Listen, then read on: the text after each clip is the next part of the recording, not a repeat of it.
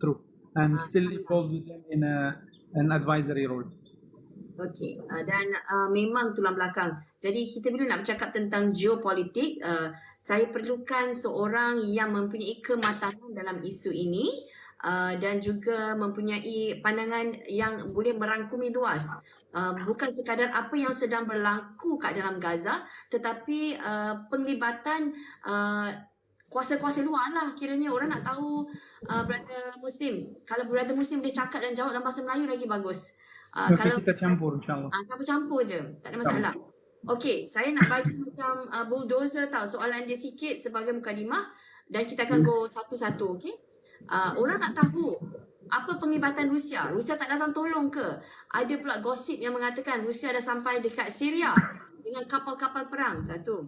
Kedua, Korea masuk campur sebab kita lihat Presiden Korea pun memberikan bahawasanya tindakan Israel itu salah. Ketiga, bagaimana pelibatan Qatar. Keempat, bagaimana pelibatan Arab Saudi, negara-negara Arab bersekutu, mana diorang ni semua. Kelima, bagaimana pula dengan penglibatan China. Nombor 6, bagaimana pula dengan penglibatan Mesir. Mesir dah buka ke pintu Rafah? Bila dia nak buka pintu Rafah? Kita hantar bantuan ni boleh masuk tak? Lepas tu 7, adakah Hizbullah akan turut terlibat? Katanya akan menghantar tentera-tentera mereka. Seterusnya, Taliban. Ada pun nak kata Taliban. Saya terpaksa lontarkan lah. Dan juga yang kita nak tahu first kali ialah perkembangan Palestin, Gaza khususnya pada hari ini. Dan ada juga yang mengajukan soalan, betul ke Hamas sudah menguasai Masjidil Aqsa?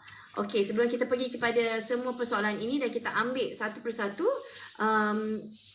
kita nak tahu perkembangan pada hari ini, ketika ini, electricity, air, makanan, perubatan, tempat-tempat yang dibedil, mangsa, kuantiti mangsa di Palestin yang syahid, kanak-kanak, wanita, orang tua. Seterusnya mangsa-mangsa penjajah, orang Israel ni, tentera-tentera Israel ni, apa keadaan, apa yang berapa ramai dah terkorban, dan apa gerakan-gerakan Hamas dan juga mujahidin-mujahidin kita. Okey, kita tanya satu-satu dulu, okey? Ni saya lontarkan. Sebenarnya saya nak buat teaser kepada semua TikTokers kat sini supaya mereka tahu malam ni apa cerita yang kita nak kongsikan. Dia bukan sekadar apa di lapangan sahaja, banyak cerita. So kita start dengan soalan pertama, perkembangan di Gaza hari ni. Silakan brother. Okay, bismillahirrahmanirrahim. Terima kasih Farrah and para penonton. I'm very happy to be with you in this discussion, and I believe that it's important to shed some light on the geopolitical dimension of what is happening. Ramai pengikut berita Palestin sympathize, support, menunjuk solidarity, khususnya di Malaysia ni. Alhamdulillah, rakyat Malaysia sangat mendukung perjuangan Palestin. Kita sangat berhargai. Jazakumullahu khairan. Terima kasih. Tetapi, but it is very important to highlight the dimensions of this struggle, the historical dimension, the geopolitical dimension, even the economic dimension, the cultural dimension, the civilizational dimension. The Palestinian issue is not just an issue of a political conflict, or some like to see it in a religious lens. No, it's a very simple yet complicated struggle. There is an ongoing occupation. Israel sudah menjajah Palestin selama 75 tahun, tetapi Palestin sebelum Israel diwujud berada di bawah penjajahan British. So Palestine has been under occupation for 100 years. And in fact, if we are to be exact, Palestine has been under occupation for 106 years, since 1917 until today. And in October 1917, the British forces invaded Palestine. So it was exactly 106 years this month. A lot has happened over 100 years, especially under the Israeli occupation, especially in the last few decades. Israel has expanded its territories from 1948, controlling about 80% of Palestine, to expanding further in 1956, attacking Egypt, 1967, conquering the West Bank, Gaza, and southern Syria, as well as the Sinai plateau and the Sinai desert. In 1973, Arabs fought back. 1982, Israel occupied southern Lebanon. 1987, the war happened within Israel when the Palestinians revolted in the West Bank and Gaza. In the year 2000, Israel was forced out of Lebanon by the Lebanese resistance. In the year 2000, the Palestinians started another revolt, the Second Intifada. In the year 2008, the Palestinians in Gaza clashed with the Israeli occupation, which tried to undermine their freedoms.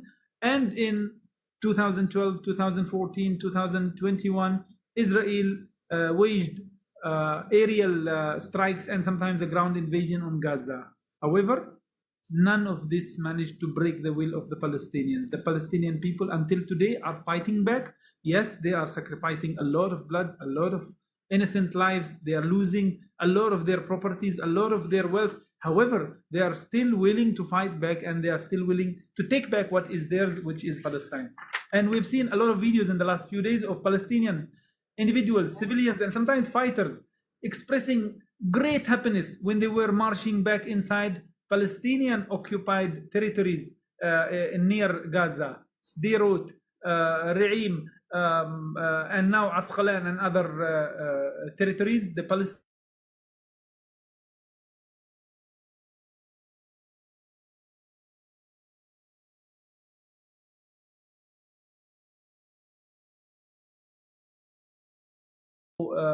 recordings showing how happy they were to go back to their homeland. So this is the feeling of every Palestinian. Kita ada lebih kurang 14 juta rakyat Palestin di seluruh dunia. About half of them in Palestine. 2 juta di Gaza, 3 juta di tepi barat, lebih kurang 1,5 juta di dalam Israel sendiri, penduduk Israel yang bangsa Palestin. Dan di luar Palestin ada lebih kurang 7 juta rakyat Palestin. Semua rakyat Palestin di mana-mana mereka berada ingin kembali ke Palestin, ingin berjuang untuk Masjid Al-Aqsa dan hak mereka di Palestin. So everybody is willing to actually go back, struggle and put their efforts. Now let's come back to the latest development. Brother? Yes. Boleh Yes. saya translate? Maksudnya kita cerita Silakan. saya translate. Brother cerita sikit, saya translate. Saya cuba translate dan saya ringkaskan jawapan supaya yang tak berapa faham bahasa Inggeris saya boleh terangkan. Boleh. I just wanted to start by giving a context of our discussion, and now I will talk about the latest developments. But please, silakan. Okay, saya buat ringkas je. Apa yang Brother Muslim katakan tadi ialah apa yang kita dapat lihat bahawa Palestin telah dijajah oleh British terlebih dahulu, dan British secara haram telah menyerahkan Palestin kepada Israel pada tahun 1948, dan daripada masa ke masa Israel menggunakan kekerasan, terorisme untuk mendapatkan kawasan-kawasan Palestin. Dan seterusnya apa yang berlaku kita dapat lihat pada 1956, 1973, tanpa henti 1982, 1987, 2000, 2008, 2012, 2014, 2021. Begitu banyak kali Israel melakukan pelbagai serangan keganasan terhadap Palestin. Baik kawasan di Lebanon, baik kawasan di sekitar Mesir yang berhampiran dengan Palestin, dilakukan serangan demi serangan. Tapi apa yang Brother Muslim nak bagi tahu ialah tidak sekali-kali masyarakat Palestin gusar untuk terus bangun, berjuang, menentang, mendapatkan kebebasan. Semangat mereka tidak pernah luntur. Okey, dan dimaklumkan bahawa dalam Gaza ada 2 juta rakyat Palestin yang di dalam kepungan. Di tebing barat, brother, berapa di tebing barat? Brother Muslim, berapa rakyat Palestin di tebing barat? 3 juta. Okey, 3 juta rakyat Palestin di tebing barat. Di kawasan jajahan ataupun yang dikenali sebagai Israel ada lebih kurang dalam 1.5 juta rakyat Palestin. Seterusnya di kawasan luar yang tak dibenarkan Israel kembali. Sewaktu Sewaktu 1948 ramai yang lari keluar sebab wanita-wanita dirogol, mereka dibakar, rumah dibakar hidup-hidup, dibunuh. So mereka menyelamatkan diri, dan sepanjang masa daripada 1948 mereka tidak diizinkan sehingga ke hari ini masuk ke dalam Palestin. So itu mukadimah dia. Namun tidak sekali-kali mereka berpatah semangat ataupun hilang semangat untuk terus berjuang. Okey, teruskan brother. Okay, so this is the general overview of the Palestinian issue from 100 years ago. Now let's look at the current situation. What has been happening in the last few weeks before the attack in Gaza take place? And this will answer the question of why. Why has the Palestinian resistance launched this attack on the Israeli military bases and settlements? Over the last few years, and especially the last few days, we have seen Israel's far-right extremist groups storm Al-Aqsa Mosque on a regular basis. You know, some 20 or 25 years ago, it was hardly likely for any Israeli Jewish settler to go into Al-Aqsa Mosque. But today, this is happening on a daily basis. Israel's settlers, Israel's military, Israel's police, Israel's politicians, Israel's religious groups, Israel's tourists storm Al-Aqsa every day, desecrate Al-Aqsa, and Al-Aqsa is a mosque, it's a masjid. You just try to try to picture the view of Israeli or American or whatever foreign occupiers invading Masjid al-Haram in Mecca, or those who have been to Medina. Imagine foreigners, foreign soldiers with their boots and guns entering Masjid al-Nabawi in Medina al-Munawwara. This is actually happening now in Al-Aqsa. Over the last few years, it happened repeatedly. The Palestinians gave warning many times. In 2021, the Palestinian resistance started a special military operation called Saif al-Quds, Pedang al-Quds, in order to stop the Israeli attacks on Al-Aqsa, the Israeli humiliation of Muslim congregations inside Al-Aqsa. So the current military operation is in the first place to stop Israel from attacking and disturbing Masjid al-Aqsa al-Mubarak. They want to convert the mosque into a synagogue. The Palestinian resistance doesn't want to allow that. And the same is happening to Christian places of worship in Jerusalem. Israel has been very disrespectful of Palestinian Christians, and to some extent they banned them from entering their churches. They disturbed their congregations, and very recently, last week, if you've seen in the news, Israeli settlers and Israeli occupation forces were spitting on the congregation, the Christian congregation. Can you imagine? The West is so concerned about the rights of Christians. We've seen that in Iraq and in Syria recently, but I don't see that happening in Palestine, which is very hypocritical. But anyway, because of all these violations of the right to worship, of the sacredness of the holy places in Al-Aqsa, in Jerusalem, in the Church of Holy Sepulchre and other religious places, the Palestinian resistance had to take action. Of course, some will ask me, why did not OIC do anything? Why did not Muslim countries do anything? We have been waiting for them to do something. The maximum contribution some of these countries did was issuing statements. They released some strong-worded statements condemning Israel for stopping people from entering Masjid al-Aqsa. Or sometimes they condemn Israel as a brutal whatever.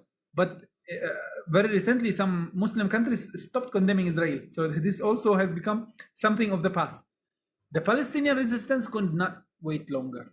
They had to interfere. So this is the first reason why they started the military operation. Okay, brother. Let me just explain a little bit. Okay, brother, Muslim menerangkan konteks berlakunya serangan untuk kali ini. Sebab ada yang bertanya, kenapa kali ini siapa serang dan kita tahu kali ini yang memulakan serangan skala besar ni ialah Hamas daripada pihak Palestin.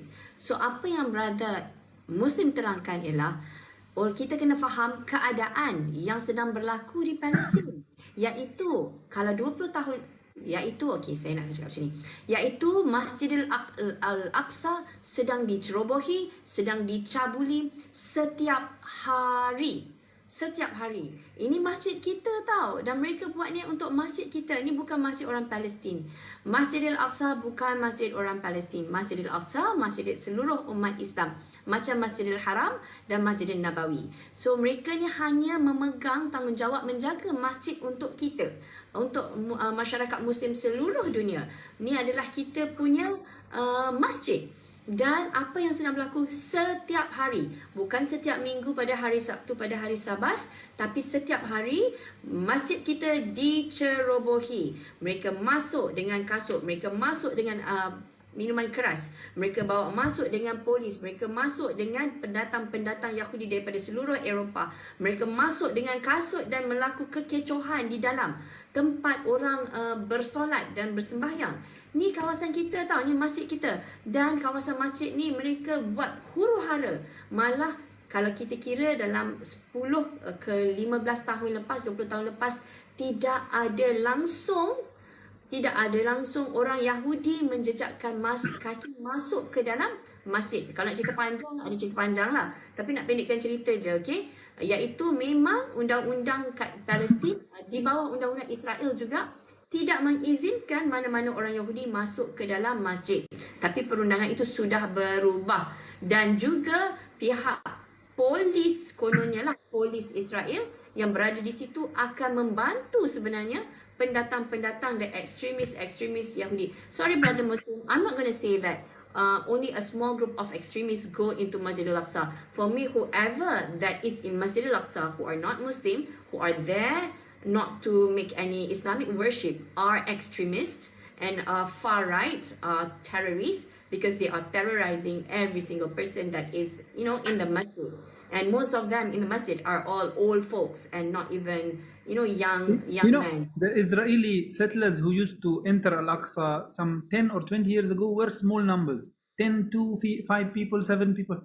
But recently, hundreds of people come in. So it's not only provocative, but it's a total invasion. It's like they want to make it a reality that this is not a mosque anymore.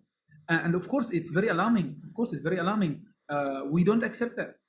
Okay, apa brother Muslim kata ialah sekarang ni kalau ada sedia maklum bahawasanya orang Israel nak tukar Masjid Al-Aqsa ni jadi kuil, Temple of Solomon. Mereka nak buat Masjid Al-Aqsa menjadi kuil orang Yahudi. So dulu mereka masuk 2 orang, 5 orang, sekarang dia masuk secara bergerombolan, secara beramai-ramai, sebab mereka nak buat upacara Yahudi setiap hari buat upacara Yahudi sampai dalam kepala dan dalam bentuk fizikal masjid dah menjadi kuil. Sebab mereka tak nak tunggu lagi. Mereka nak terus invade dan ambil masjid kita. Itu yang brother Muslim cakap. Okay brother, there is a rumor, ada gosip yang tengah berlegar yang mengatakan pada hari ini Hamas telah menguasai Masjidil Aqsa. I wish this has happened. Of course, the situation in the West Bank is very different from the situation in Gaza. And I think we will come to that. I don't want to jump points. We have to cover the military operation in Gaza, and we will come to the West Bank. No, but this did not happen. Hamas does not have military forces in the West Bank like it has in Gaza. The West Bank is actually managed and run by a very different political group. Its government is run by Fatah. Fatah is another Palestinian political group. It's a nationalist secular group led by President Mahmoud Abbas. Previously, it was chaired by the late Yasser Arafat, who was a freedom fighter himself, turned into a political leader. The current leadership of Fatah has a different political strategy. They want to negotiate a settlement with Israel under the international rules and community, and of course, it has not worked out. So in the West Bank, we don't have the military force that we have now in Gaza. The Palestinian resistance in Gaza is just amazing. In the West Bank, we have individuals, we have communities, we have families, we have Palestinian communities, NGOs, activists, political activists who go into Al-Aqsa on daily basis. Of course, Israel prevents most of them. If you are less than 40 years old, sometimes if you are less than 50 years old, you're not allowed into the Al-Aqsa mosque. But Palestinians still go to Al-Aqsa every Friday on regular basis on the daily prayers. But not everybody has access. For example, people in Gaza cannot reach Al-Aqsa. They're not allowed to reach Al-Aqsa. People of the West Bank cannot easily reach Al-Aqsa. Some of them have to get special permits, written permits, to visit Al-Aqsa Mosque, even though Al-Aqsa might be 20 kilometers away from their house. The Palestinian president himself in the West Bank has to actually travel using documentation and travel permits. He has to get permission from the Israeli government to travel in or out of the West Bank. So it's a very different situation. In Gaza, Israel left Gaza in 2005, but they imposed a siege. So inside Gaza, you don't see Israeli soldiers.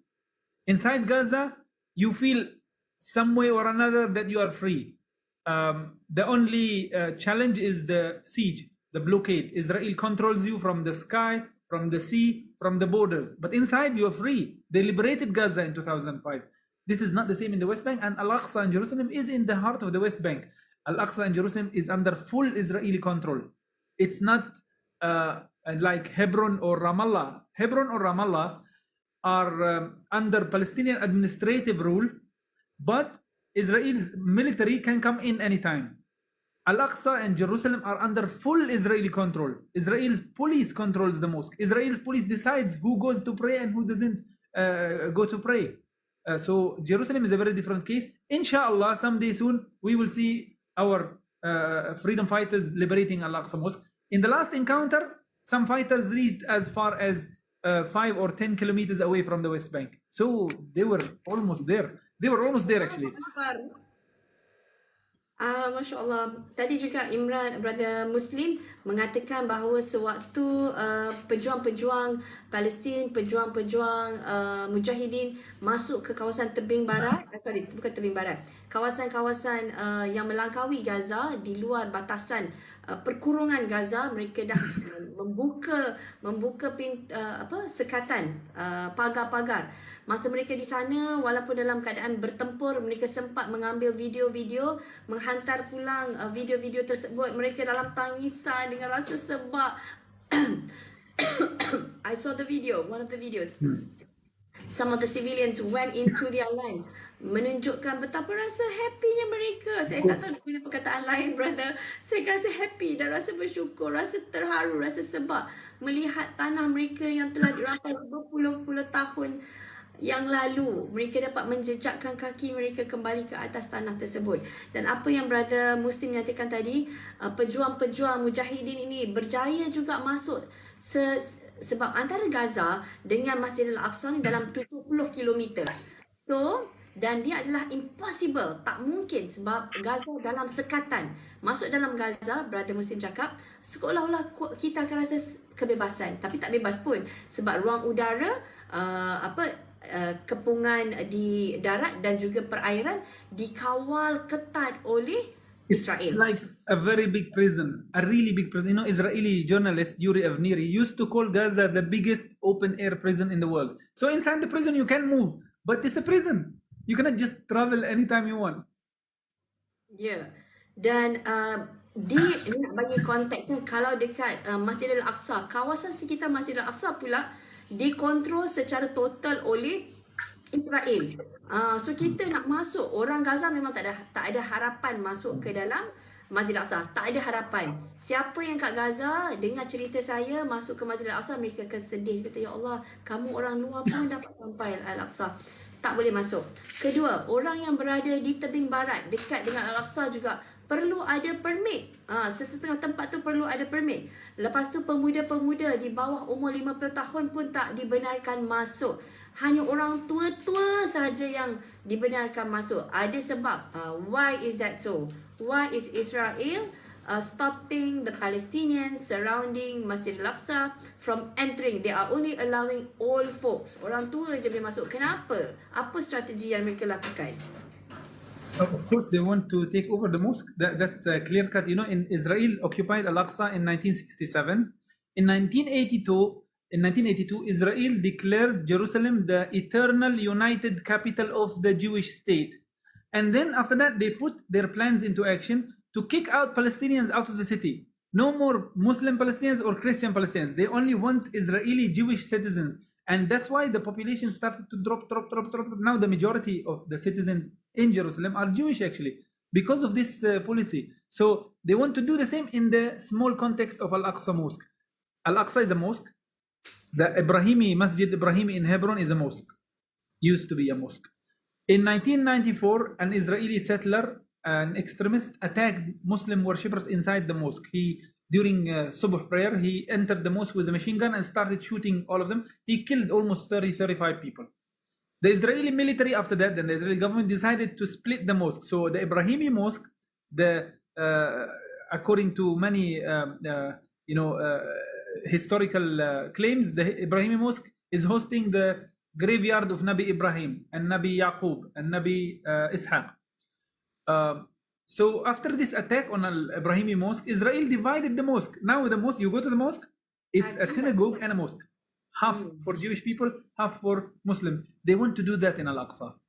They put plans, they started to implement it, but they cannot just do it overnight, because if you do it overnight, the whole world will be angry. The Muslim world will be angry. So they are doing it bit by bit. The first step is to do it legally. Now, according to Israel's laws, it's legal. This area is Temple Mount. Jewish people are allowed to enter the mosque anytime, and they started to control our access to the masjid. So Muslim Palestinians cannot easily go to the masjid. You have to be above 50 years old, for instance. You cannot come any day. You cannot come from 7 in the morning until 12 p.m. They put so many restrictions. Next step will be, of course, to stop male worshippers. Next step will be to split the mosque. It's dangerous. It's very risky. So that's the situation in Al-Aqsa. Of course, our fighters and our people would love to reach Al-Aqsa and liberate it, but maybe not yet. Maybe it's not time yet. You know, the operation that I will talk further about, according to Hamas leaders today, I saw Al Jazeera. Brother, that point is such an important point that you're about to share. Can I just share this first? So everybody will understand why the attack happened. I get sometimes carried away and elaborate in details. So please feel free to elaborate, to translate. In detail, but just allow me to translate it quickly. Okay, apa yang Brother Muslim katakan, apa yang berlaku, sekarang kita kena faham apa yang sedang berlaku di Masjid Al-Aqsa. Apa yang sedang berlaku di Masjid Al-Aqsa ialah golongan Israel nak meyahudikan, nak menukar masjid kita menjadi temple, menjadi kuil Yahudi. Mereka ni bukan satu secret, ni dah diketahui secara umum. Mereka tidak boleh melakukannya dalam sekelip mata. Dunia akan marah kepada mereka. So mereka dah ada benchmark, mereka ada contoh di dalam Palestin sendiri, iaitu Masjid Ibrahim. Masjid Ibrahim adalah sebuah masjid yang beberapa belasan, tak silap saya, tahun dahulu berlaku satu insiden di mana seorang pengganas Yahudi semua bagi saya pengganas kan, yang pro-Zionis, bukan semua Yahudi, yang pro-Zionis, mengambil senjata dan menembak secara rambang masyarakat Islam Muslim yang tengah bersolat subuh di situ. Setelah insiden tu berlaku, apa yang Israel lakukan? Dia menegur di air keruh. Mereka pecahkan masjid itu pada dua bahagian. Masjid itu dipecahkan pada dua bahagian, dan dipecahkan satu bahagian dijadikan kuil Yahudi, sebahagian lagi dijadikan tempat untuk orang Muslim beribadat. Tapi apa yang berlaku, saya pergi ke Masjid Ibrahim, I was there, dan saya dapat lihat bagaimana ia telah dipisahkan, masjid telah dipisahkan. So mereka ada benchmark, mereka ada satu contoh untuk mereka aplikasikan ke dalam Masjid Al-Aqsa. So ini yang mereka nak lakukan. Mereka nak meyahudikan, mereka nak jadikan temple, tapi dia tak boleh buat dengan serentak. So pertama sekali ialah bawa masuk begitu ramai pelawak-pelawak Yahudi untuk melakukan ritual Yahudi, ritual agama Yahudi di dalam Masjid Al-Aqsa. Ini sudah dilakukan secara aktif setiap hari sejak beberapa tahun lepas. Kedua, mereka nak menghalang masyarakat Muslim daripada ada di situ. Kalau korang masuk waktu solat kita, waktu time biasa, lengang Masjid Al-Aqsa. Serius lengang. Saya pergi Masjidil Haram, saya pergi Masjid Nabawi, penuh dengan manusia.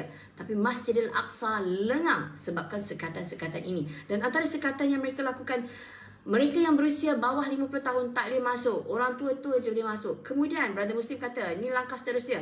Mereka akan menghalang lelaki-lelaki masuk untuk mendirikan solat. Mereka hanya akan membenarkan wanita. Supaya lama-lama habislah, kuranglah orang bersolat di situ. Dan akan sampai satu waktu di mana sebenarnya mereka akan menghentikan segala aktiviti keagamaan Islam di dalam masjid. Dan ini yang para mujahidin tak boleh berdiam diri.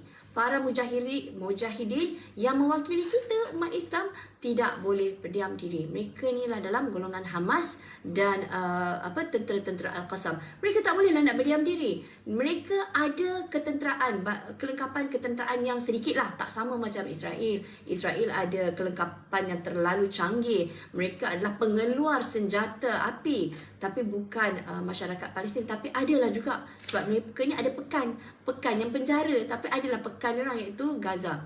Jadi kalau dekat tepi barat, tidak. Kehadiran tentera Israel ada setiap waktu. So siapa lagi nak bantu? Maka saudara-saudara kita yang berada kat Gaza lah yang kena bantu. Ni antara mereka yang mujahidin. Okey, teruskan Brother Muslim. So this is the first major reason why the whole operation started in the first place. In fact, the name of the operation is Tawafan al-Aqsa, Al-Aqsa flood or Al-Aqsa torrent. The symbolic name is that this is not for Gaza only. They are doing this for Al-Aqsa. They're doing this for you and me. They're doing this for the whole Muslim Ummah, regardless of where they are, because they have a serious, will to break the Israeli control of Al-Aqsa. They are doing this for the whole Ummah. So this is the first reason. The second reason is the prisoners. We have about lebih kurang 7,000 Palestinian prisoners inside Israeli jails. Of course, the numbers go up and down because every few days they take more people into prison, they release some, they bring more. Many of these prisoners are either in prison without any charge, without any indictment. They are just kept captive inside the prison under administrative law without knowing why are they in the prison in the first place. Many of these prisoners are children. Hundreds of them are children. Many of these prisoners are women. Many of these prisoners are political leaders. Many of these prisoners are from different influential spheres in the society, NGOs.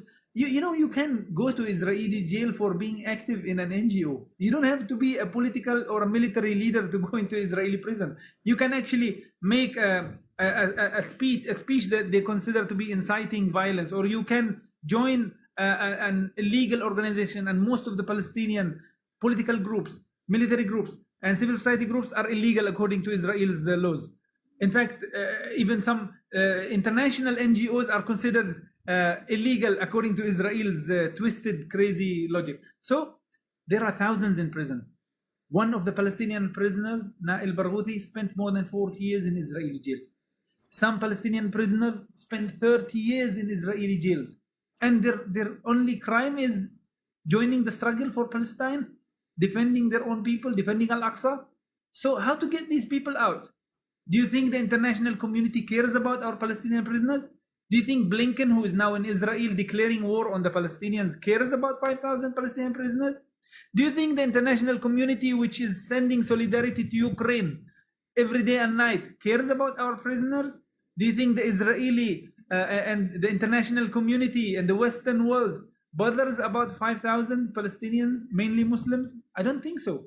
We've had these people in prison for decades, for so many years. Since 1967, Israel has jailed more than 1 million Palestinians. 1 million. Almost every Palestinian family has had some of its members in Israeli jails. I had cousins taken into Israel's captivity. I had my father imprisoned by Israel. I had my friends imprisoned by Israel. I had, and this is just an example. Every Palestinian family has had somebody taken into Israel's custody, sometimes without charges, sometimes for silly charges. The only way to get these people out is through prisoner exchange deals. We have done that. Palestinians have done that in 2006. They have done that in 1985. They have done that in the 70s. That is the only way to pressure Israel to have a bargaining chip to release the thousands of Palestinian prisoners. Palestinian resistance in Gaza had 4 Israeli soldiers in captivity since 2014. Tetapi Israel sombong sangat. Tak nak peduli, tak nak negotiate. They have continued to ignore. Mainly because some of these prisoners are not white, blue-eyed, blonde-haired Israeli soldiers. Okay, I'm having a cap. Many of these captives in Gaza were abandoned by the Israeli government because Israel is a racist society. It's a very racist society. So Hamas, Qassam brigades, Palestinian resistance in Gaza decided, okay, if 4 are not enough, we're going to bring another 100 maybe, or 200. And that was exactly what happened. In the first few hours of the operation, Qassam fighters stormed into Israeli military posts, settlements, and military command centers, captured hundreds of Israeli soldiers and went back to Gaza. They brought them into Gaza. And now they're telling Israel, you want to negotiate, you want to release your prisoners, come and release our prisoners. Of course, capturing some civilians wasn't intended in the first place. Of course, the validity of the claim that Israeli settlers are civilians according to international law or not, that's another debate. We're not going to discuss this now. But the target was military soldiers, because Israel is a military state. They care more about their soldiers than their citizens. That's also a fact. When the resistance captured some of these soldiers and went back, Palestinians got so excited and carried away. Many Palestinian civilians drove their cars into these Israeli military posts and settlements and started to take back some more prisoners. So we ended up now with hundreds of Israeli prisoners in Gaza. Israel failed to protect its own soldiers and its own settlers. And in order to cover for this big failure, they are now killing everybody in Gaza. They are bombing their own civilians, their own soldiers. They don't want, they have this doctrine called Hannibal doctrine. The logic is, if we cannot free our prisoners under the captivity of the enemy, we just kill everybody. Kill our prisoners, kill our people, no problem. Just don't let the enemy enjoy having a bargaining chip. Very inhumane, actually, even towards their own people.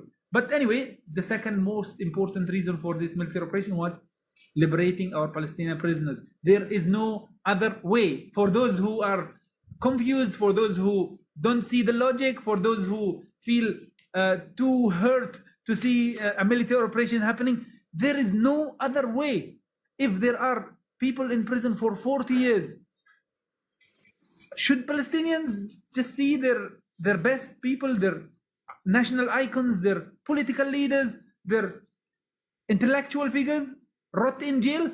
No, resistance refused that. Many of the leaders of the resistance factions actually are Palestinian ex-prisoners.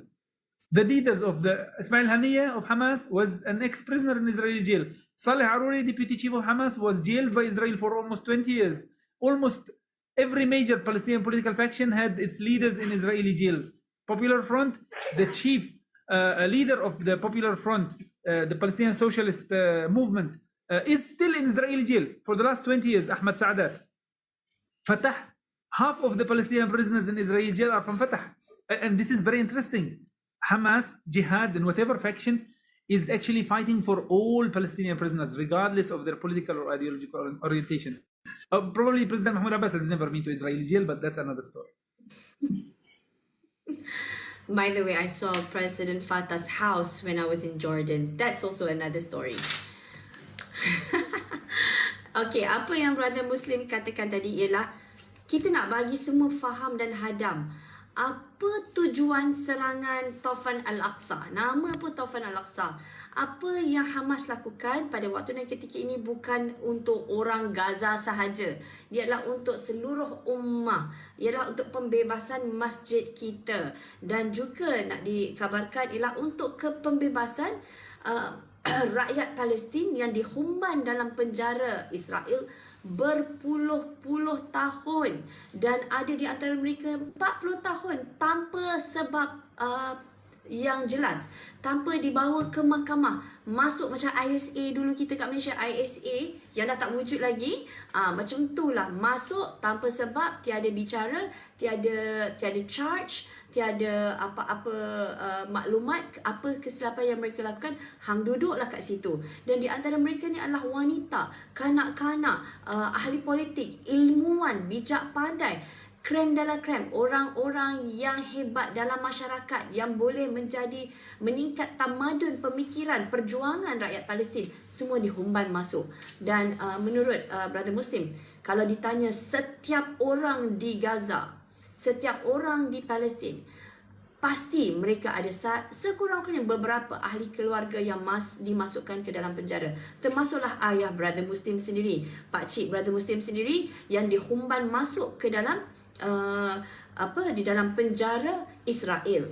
Dan apa yang mereka dapati selama berpuluh-puluh tahun? Adakah pihak Eropah membantu dan bersuara macam mana mereka bersuara untuk Ukraine?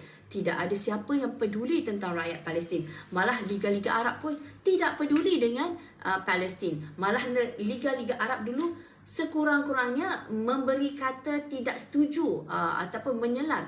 Tapi beberapa tahun yang lepas, negara-negara Arab ada yang sudah bercinta, ni saya tambah sikit perkataan ni, bercinta dan bercumbuan, ini geram aku, dengan Israel. Dan ini sangat-sangat menyakitkan hati dan mengecewakan rakyat Palestin. So apa lagi yang rakyat Palestin boleh lakukan untuk mengeluarkan penduduk, pejuang-pejuang, ahli fikir, bijak pandai, kanak-kanak, ahli politik mereka dalam penjara hanya dengan pertukaran prisoners. Maksudnya mereka kena ada prisoners daripada Israel, dan Israel barulah mereka akan bertukar. Sebab ini pernah dilakukan sebelum ini dan berjaya. Namun pada serangan 2014, right, brother Muslim, mereka dapat menangkap 4 tentera Israel. Namun tentera-tentera Israel yang ditangkap pada 2014 semuanya kulit gelap. Kulit-kulit gelap. Israel ni sangat resis. Kalau mata biru, rambut kuning, baru dia orang nak buka mata. So sebab 4 tentera ni semua berkulit gelap, dia orang tak kisah, dia orang tak nak tukar, dia orang sombong. So sebab itu strategi kali ini tak ada cara lain dah, ialah untuk menangkap tentera-tentera Israel ni, dibawa masuk dan dibawa ke meja perbincangan untuk ditukar dengan mereka yang dipenjarakan dalam penjara Israel tanpa sebab, tanpa dibicarakan. Dan apa yang berlaku ialah pada waktu yang sama, bila pagar sekatan antara kawasan Gaza dan Israel terbuka, yang dibuka oleh mujahidin, ada masyarakat Palestin yang rasa gembira masuk, dan mereka pula pergi tangkap penduduk-penduduk Israel dan dibawa sebagai tahanan. Sebab apa yang mujahidin buat? Dia tangkap tentera yang ditangkap. Tapi pihak masyarakat pula dia pergi tangkap orang ramai dan diserahkanlah, dibawa masuk ke Gaza. So ramailah sekarang ni masyarakat yang tinggal di Israel dibawa masuk. Namun apa yang brother Muslim nyatakan tadi, kalau di Gaza dia ni melatih seluruh rakyat dia menjadi tentera. So rata-rata mereka ni adalah tentera, walaupun civilian biasa, rakyat biasa, mereka jatuh dalam kategori tentera. Tapi dia tak ada cerita panjang dalam hal ini sebab mereka tidak berpakaian ketenteraan, mungkin dalam bentuk civilian. Tapi ini yang diceritakan. Okay brother, you want to continue, but we want to also know about. I will highlight the third reason why this operation took place, and then we wrap up the why question. Why kenapa? Then we talk about what happened exactly. The third important reason is normalization. We have for so many years since Trump was in power and started to announce the deal of the century and to push everybody into the so-called Abrahamic Accords, normalization, political relations with Israel. He pushed UAE, he pushed Morocco, Sudan, Bahrain, Saudi Arabia was almost there. And some Muslim countries were also under huge pressure. Malaysia was under huge pressure. Maybe they don't talk much about it, but it was. Indonesia was under huge diplomatic pressure. In order to stop normalization, Palestinian resistance had to take action, because normalization is a real damage to our cause. They undermine our struggle directly. Some of them claim that we only want to make relations with Israel to help the Palestinians. This very silly pathetic excuse is used actually by foreign ministers and by leaders of some Muslim countries. They say that we want to help the Palestinians by having relations with Israel, and then we have leverage and panjang cerita. It's very silly, but they use it. They use this kind of logic. I don't know why they think their population and the Muslim people and the free people of the world are that naive. We're not naive. People are not naive anymore. They can just Google anything, you know. So ending normalization was very You necessary. can't mention any other platform. Come again? We can't mention just to remind, we can't mention any other platform like the G. Yeah. So yeah, the only way to end normalization was through you know, bringing an end to the whole Israeli party season. Israel was partying all over the region, was being received all over the Arab world, its ministers being accorded VIP treatment, its you know, economic hopes reviving. Some Arab countries started to invest billions of dollars in Israel. It's unthinkable. It's crazy. Some Arab countries during COVID sent huge humanitarian aid to the Israeli Jewish families in Israel. Some countries went too far. So the Palestinian resistance decided that political statements and complaints and diplomatic notes weren't good enough. So they had to prove that Israel actually is a very vulnerable regime. Because, you know, many Arab countries, many Muslim countries normalize relations with Israel out of fear. They are scared of Israel. They think Israel is a powerful military and intelligence empire. And it has huge influence over the US. Yes, it has political influence over the US, but it's not the power that people fear. It's not the power that people think it is. We've seen what happened in the last 3 days or 4 days. On the 7th of October, Israel's myth as the invincible, powerful army that dominates the Middle East was blown away by you know how many fighters? Do you think Qassam Brigades sent 50,000 soldiers? I was on Al Jazeera just now. Saleh Laruri, deputy chairman of Hamas, was saying only 1,200 soldiers went into enemy line. 1,200 managed to blow the whole Israeli Southern Command. It was a big humiliation. It was a big embarrassment for the Israeli military and intelligence institutions. So, to Arab countries that would like to normalize with Israel for whatever political, economic, or security gains, this is not the right way to do it. And the resistance proved that in a very simple way. Okay, kita apa yang Brother Muslim sampaikan secara jelas supaya kita faham kenapa Taufan Al-Aqsa ni dilancarkan oleh Hamas, dilancarkan oleh Brigade Al-Qassam. 3 sebab. Satu, disebabkan Masjid Al-Aqsa. Kedua, pembebasan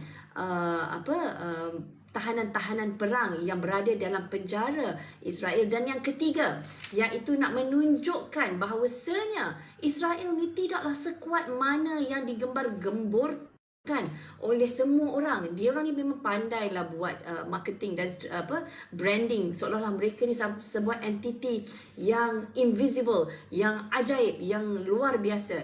Dan apa yang dilakukan oleh Hamas ialah memecahkan tanggapan yang Israel ni terlalu hebat. Bayangkan, mereka menggambarkan bahawa mereka ni ada pelbagai military ability untuk military punya kemampuan untuk mencegah kemasukan musuh. Namun hanya dengan 1,200 tentera Al-Qassam, mereka dapat menembusi kawasan selatan jajahan Israel dan menguasai kawasan-kawasan tersebut. Pada waktu dan ketika ini, hanya dengan 1,200 orang tentera Al-Qassam dengan bahan-bahan ketenteraan yang manja-manja lah, yang simple-simple berbandingkan ketenteraan Israel, kerana mereka adalah pengeluar barangan ketenteraan. Namun dengan strategi yang bijaksana, pihak Al-Qassam dapat menebusi. Kenapa mereka kena tunjuk dan membuktikan ini? Kerana berlakunya normalisasi di antara negara-negara Arab dengan Israel. Dan antara mereka menjadi mesra dengan Israel kerana mereka takut dengan Israel. Mereka sangat-sangat takut dengan Israel yang mereka rasakan terlalu gegasi, terlalu berkuasa. Sampaikan sewaktu COVID tempoh hari, ada negara, saya nak tanya negara mana, boleh ke Brother Muslim nak bagi tahu masa live ni? Tak tahulah. Tapi ada Negara Arab. Negara Arab yang kaya. negara Arab yang kaya, macam tahu je. So negara Arab ada yang memberi wang dan bantuan kemanusiaan yang begitu tinggi kepada Israel dan bukannya Palestin. Negara ni masa COVID mereka hantar bantuan ke Palestin, tetapi masa tu kerajaan Palestin tolak, tidak terima. Mereka kata, they said, we are not begging for money, we don't want help, we want you to respect us and respect our rights. This same country, this individual Arab country, this week their foreign minister made phone calls to 23 Israeli families of soldiers and settlers to send condolence. Dia tak sempat pergi tahlil dekat sana. He was almost going to go, you know. They're going. Dia call tak orang Palestin? No, not Palestine, Israel. Yelah, dia call tak orang Palestin? Tak call lah, sibuk sangat call orang Israel. Sangat sibuk. So, this is a big achievement, I believe. Normalization is not over. It's still very dangerous because America itself is pushing for this to happen. However, with what happened, I think many countries will think twice. When you are so scared of one country or one power, and you see them crumbling like a paper tiger, if you have some intellectual capabilities, you have some rational thinking, you really have to question your earlier decisions. You have to think again. Anyway, so what happened is these different reasons were on the mind of the decision makers in Hamas and Qassam and so on. Okey, so inilah 3 sebab, iaitu pertama sekali untuk mempertahankan Masjidil Aqsa yang tengah dikuilkan. Kedua adalah untuk ada tiket bernegosiasi untuk pembebasan masyarakat Palestin yang dihumban ke dalam dalam penjara Israel begitu lama tanpa alasan. Dan ketiga ialah untuk meleraikan normalisasi perhubungan antara Israel dan negara-negara Arab. Tetapi kenapa sekarang? People will ask, why has this happened now? Why not a month ago? Why not next month? According to Palestinian resistance leaders as well, the resistance leadership had authentic information. They had serious reports that Israel was about to storm Gaza. So it was a preemptive strike.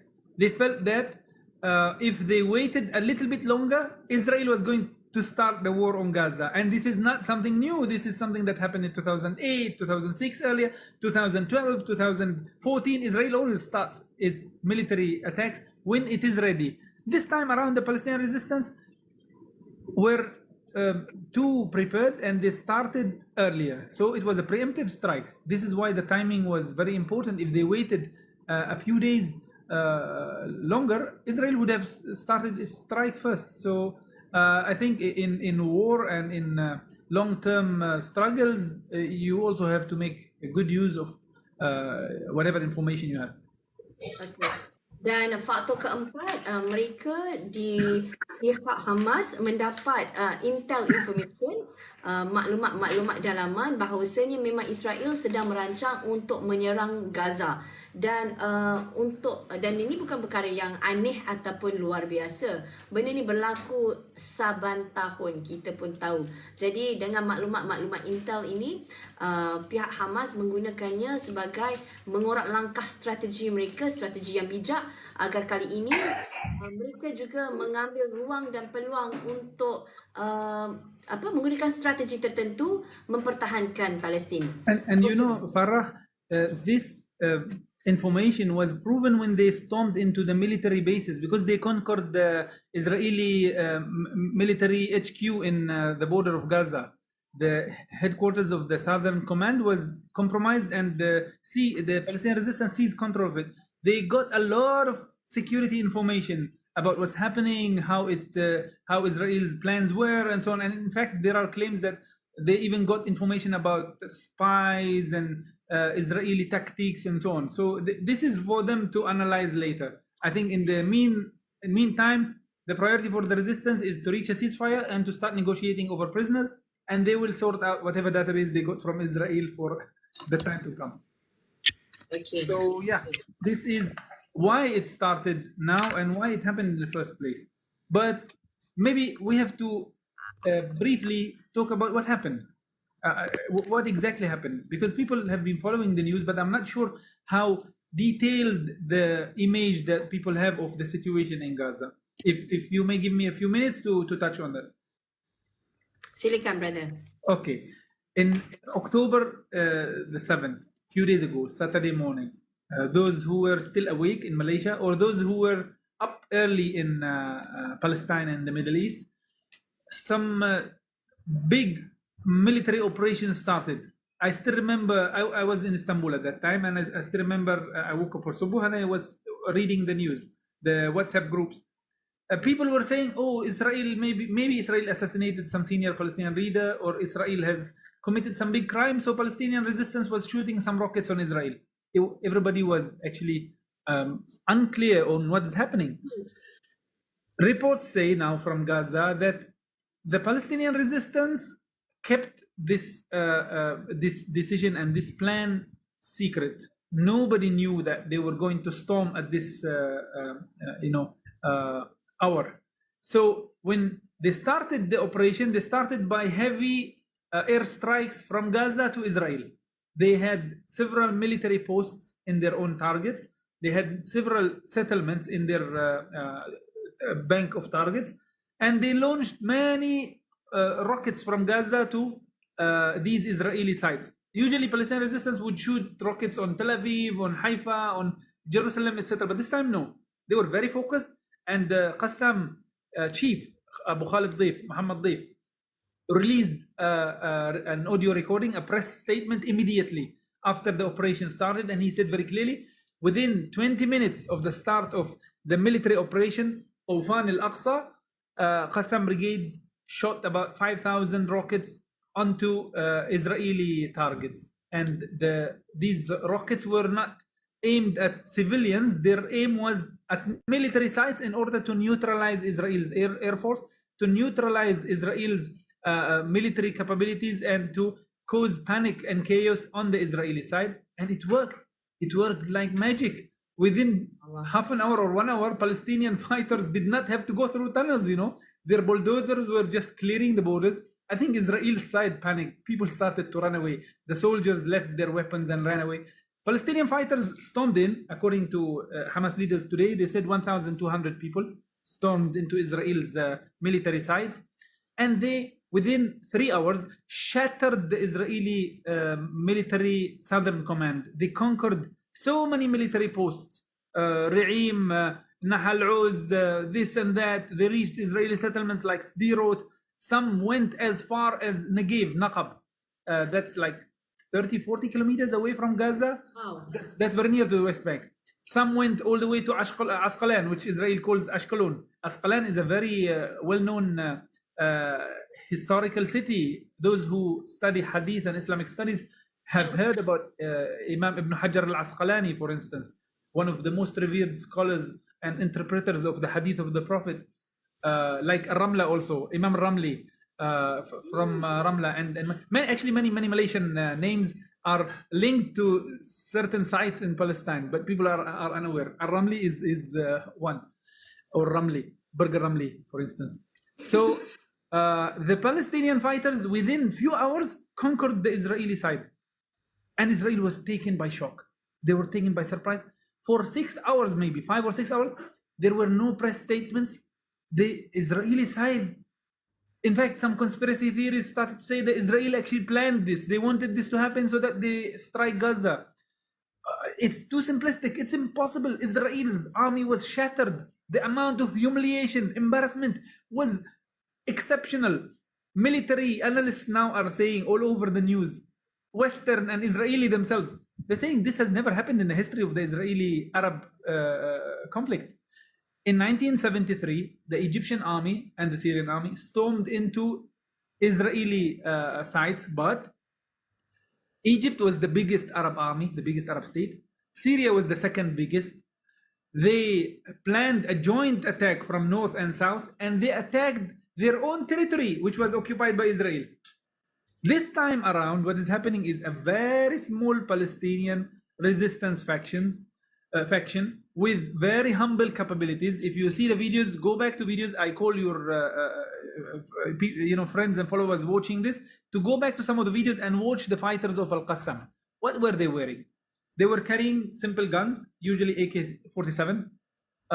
They were lightly, prepared. They weren't wearing bulletproof vests. They don't have it in Gaza. They weren't carrying big rockets and missiles. They were carrying AK-47s. Some of them wearing sandals, actually. Some of them carrying their own mobile phones, which is surprising, but it happened. They went into Israeli sites. They shattered the Israeli military. This is exactly what happened. For 3 hours, they conquered these Israeli sites. And for the next 3 days, they started to do shifts. New fighters come in, old fighters go back. Some fighters bring prisoners to Gaza, some fighters come in. Until yesterday, or the day before yesterday, they switched shifts in Asqalan, in one of the biggest Israeli cities next to Gaza. They sent a new group and they brought back some of their fighters. Israel claims to have killed 1,500 Palestinian fighters in the fights. It's highly unlikely. The numbers, of course, of the fighters who were killed in action is still being in question and being monitored. But many, according to Al-Qassam brigades, many of these fighters went back home safe. Those who were killed in action are, inshallah, martyrs. May Allah bless their souls. They were fighting for their rights. They were not terrorists. They did not harm children. They did not harm women. They respected international law. They respected laws of war. They respected religious doctrines. They respected the Prophet Muhammad ﷺ instructions not to destroy trees, not to kill elderly, not to kill children. We challenge Israel to go and show all the videos and pictures of the dozens of Israeli children and babies that they claim were killed or beheaded by the Palestinian resistance. This is nonsense. This is shameful. In fact, the American and Western leaders were parroting these claims in the first few hours, but now they are all retracting them, including the White House. They're saying, "Oh no, we did not see such photos, and it was unconfirmed reports." Of course, they made a very big lie, and they made the whole world hear about it. Now, when they retracted, silently. But anyway, the fighters were very professional fighters, special forces from Gaza, which went behind enemy lines, shattered military sites, took over prisoners of war in order to liberate Palestinian prisoners and to put an end to the attacks on Al-Aqsa. They did not mean harm to any civilians. They did not target children.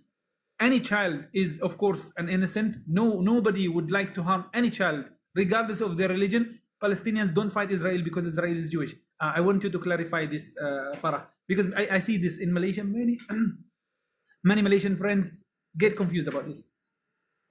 Okay. Maybe, yeah, you clarify. We don't fight Israelis because they're Jewish. Biden was banging big lies yesterday, saying actually Hamas is a religious group that is fighting Israel for only religious reasons. This is nonsense. He was trying to link Hamas to ISIS. Hamas, Jihad, Fatah, Popular Front, whatever Palestinian faction, religious, secular, communist, or whatever, we are fighting for freedom. If the Israelis are Christians, we will still fight them. If the Israelis are Buddhists, we will still fight them. If the Israelis were Muslims who attacked our land, we will still fight them. We were fighting for our basic human rights. So there were a lot of lies fabricated by the Israelis and their allies in order to cover for the big failure, humiliating failure. And one of the disparate actions, and I conclude my presentation of what happened actually, what question, by saying that Israel's mass killing of civilians in Gaza, its huge bombardment of residential buildings is a disparate action to cover for its humiliation. There were 1,200 Israelis killed so far, according to reports, mostly soldiers and settlers or reservist soldiers. No videos or documentations show what Israel claims of massacres of children or innocents, nonsense.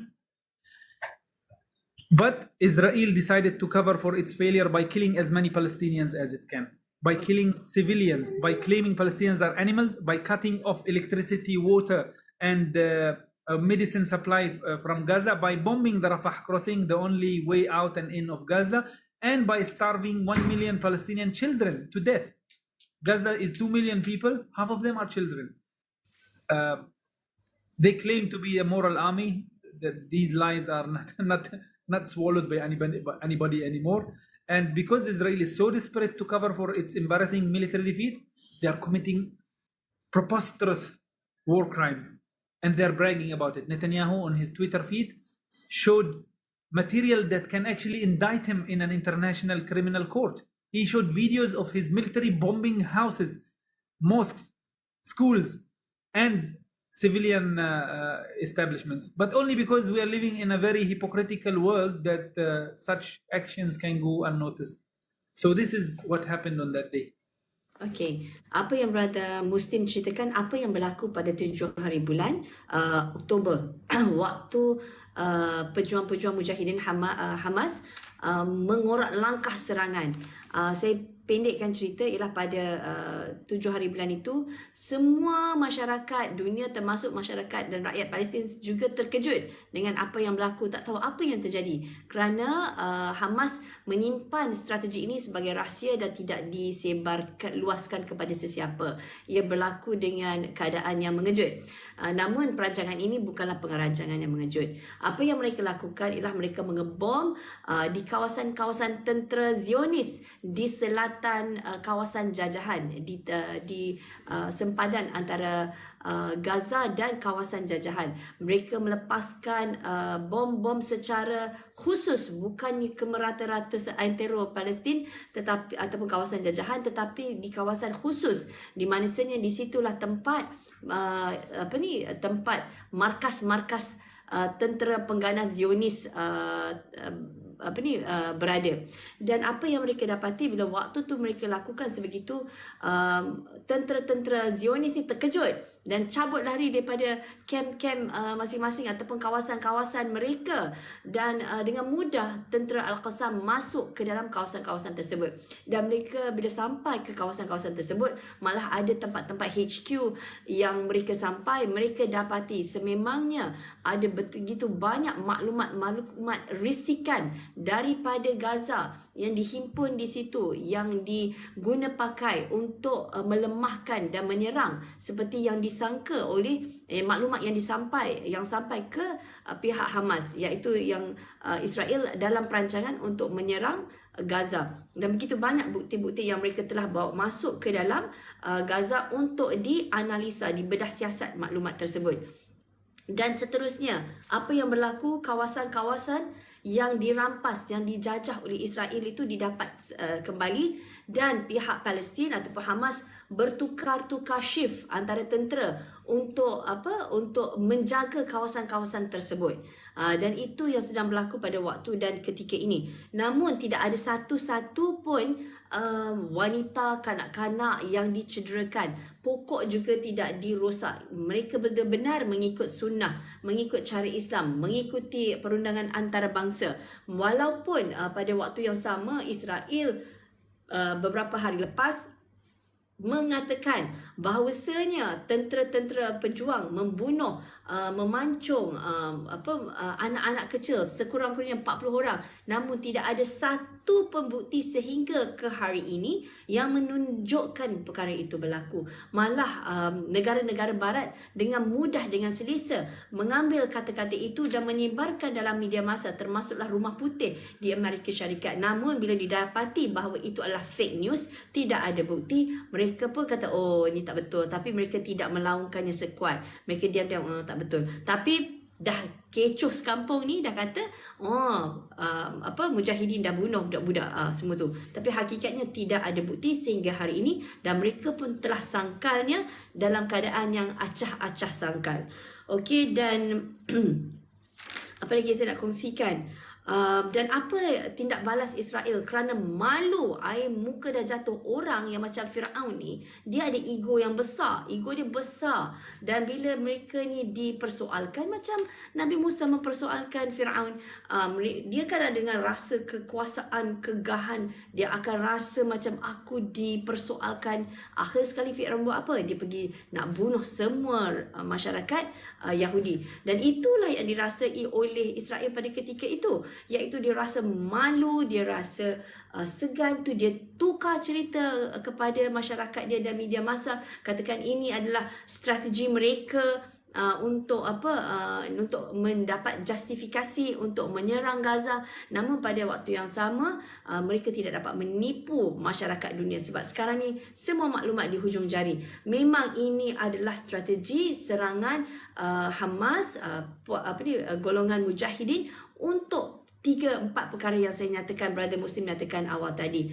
Jadi apa yang berlaku sekarang ialah Israel dengan sombongnya membalas balik dengan membedal, dengan menghantar bom-bom, membunuh rakyat, kanak-kanak Palestin. Malah Benjamin Netanyahu, ketua pengganas dekat Israel ni, dengan bangganya menunjuk visual mereka mengebom masjid, kawasan-kawasan perumahan, sekolah-sekolah.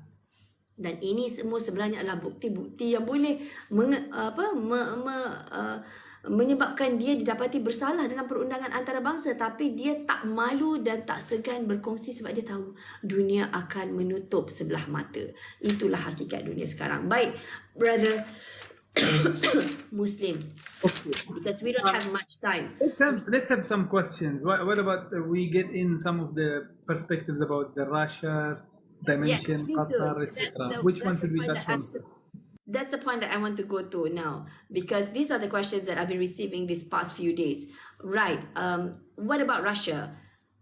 What is Russia's stand? We have sort out. Kita dah bincang berkenaan negara-negara Arab. Kita dah tak perlu sentuh lagi negara-negara Arab. Kita boleh nyahkan isu itu sudah dijawab. Kita pergi kepada Rusia. Apakah status quo Rusia dalam konflik ini, dan bukan saya nak kata konflik pun tidaklah, dalam isu ini? Adakah akan datang Rusia membantu Palestin dengan ketenteraan senjatanya? Okay, I'm a student of international relations. My PhD is in strategic and international studies. We study something called international systems, the international political order. According to the realist theory, the world is a chaotic place. No international government. Nobody controls others, but there is a balance of power. Different powers try to dominate others and have a structure of their own. Let's assume that there is a bipolar system. Two different powers control the world, China and the US. Let's just assume that. Of course, there are other powers. There is the European Union, there is Russia, and so on. But if there is this kind of international system, there is a hegemon, a superpower, a very controlling power, under which many powers fall. In the case of the United States, Europe is under their umbrella. Unfortunately, NATO is under their umbrella, and unfortunately, a power like Turkey, for instance, is under the American umbrella. Many Muslim countries are under the American hegemony. If there is a world war, to understand this, if there is a world war tomorrow, World War III, God forbid, but it might happen. Where is every country going to stand? This is very important. If World War starts tomorrow, where is Iran going to stand? Where is Turkey going to stand? Where is China going to stand? Where is Venezuela going to stand? And so on. In the case of Malaysia, for instance, Malaysia has been playing a very smart foreign policy of hedging. They are trying to be nice to both sides, to the US and to China. So if a world war starts, Malaysia will probably try to be a neutral country, like some other, maybe Indonesia as well, and so on. But the reality in the Middle East is that the most dominant power is the United States. There are only a few pockets here and there where the United States influence is very limited. Previously, it was Iran, Iraq, Syria, Libya, probably Yemen, Algeria, Egypt during Gamal Abdel Nasser's time. But in the last 20 years, after the occupation of Iraq, America started to just dominate. They controlled Iraq. If they couldn't control a country, they break it down completely. They broke down Libya completely. They broke down Yemen completely. They are working hard to break down Syria. It's almost, it's a civil war state, so it's almost destroyed. America started to dominate all over the region. However, Russia also scored some points. Russia had some influence in Syria. Russia started to search for allies in the Middle East. China is still slow in entering the Middle East, but they are trying.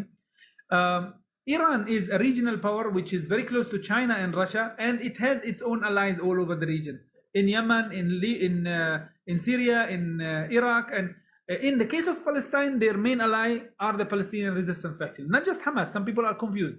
No, they are friends with Hamas, Popular Front, Islamic Jihad, socialists, communists. They are friends because the enemy of these Palestinians is Israel, which is also the enemy of Iran, which is also a not very friendly country to any country close to Russia or China.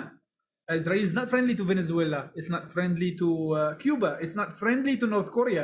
Not at all. It's not very friendly to Russia. In the Russia-Ukraine war, Israel is closer to Ukraine. However, they're trying to maintain a balanced position. So if we look at this simple drawing again, if there is an international system, Israel is on the side of America.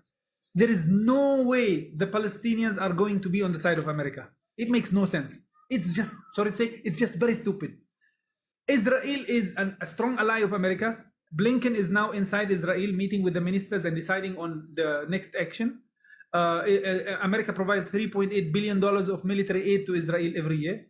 Biden decided that this war is his war. You see how many press conferences he has made and so on.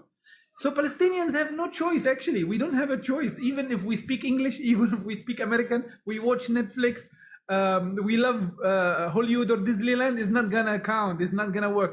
Shireen Abu Akleh was a Palestinian American citizen, a Christian Palestinian American citizen, Al Jazeera correspondent. She was shot by an Israeli sniper 1 year ago or more. Until today, not a single Israeli soldier was indicted.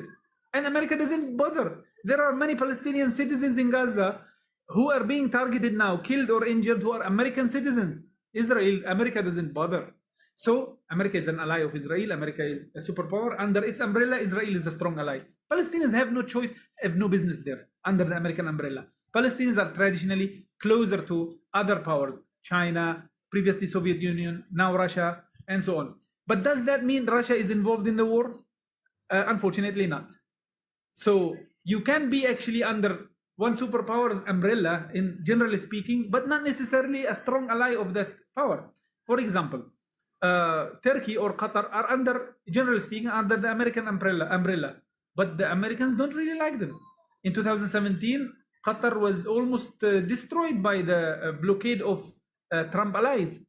In the case of Turkey, we've seen in the last elections, Biden was very clearly supporting the opposition against Erdogan. So sometimes you are under their umbrella, but they just don't like you that much.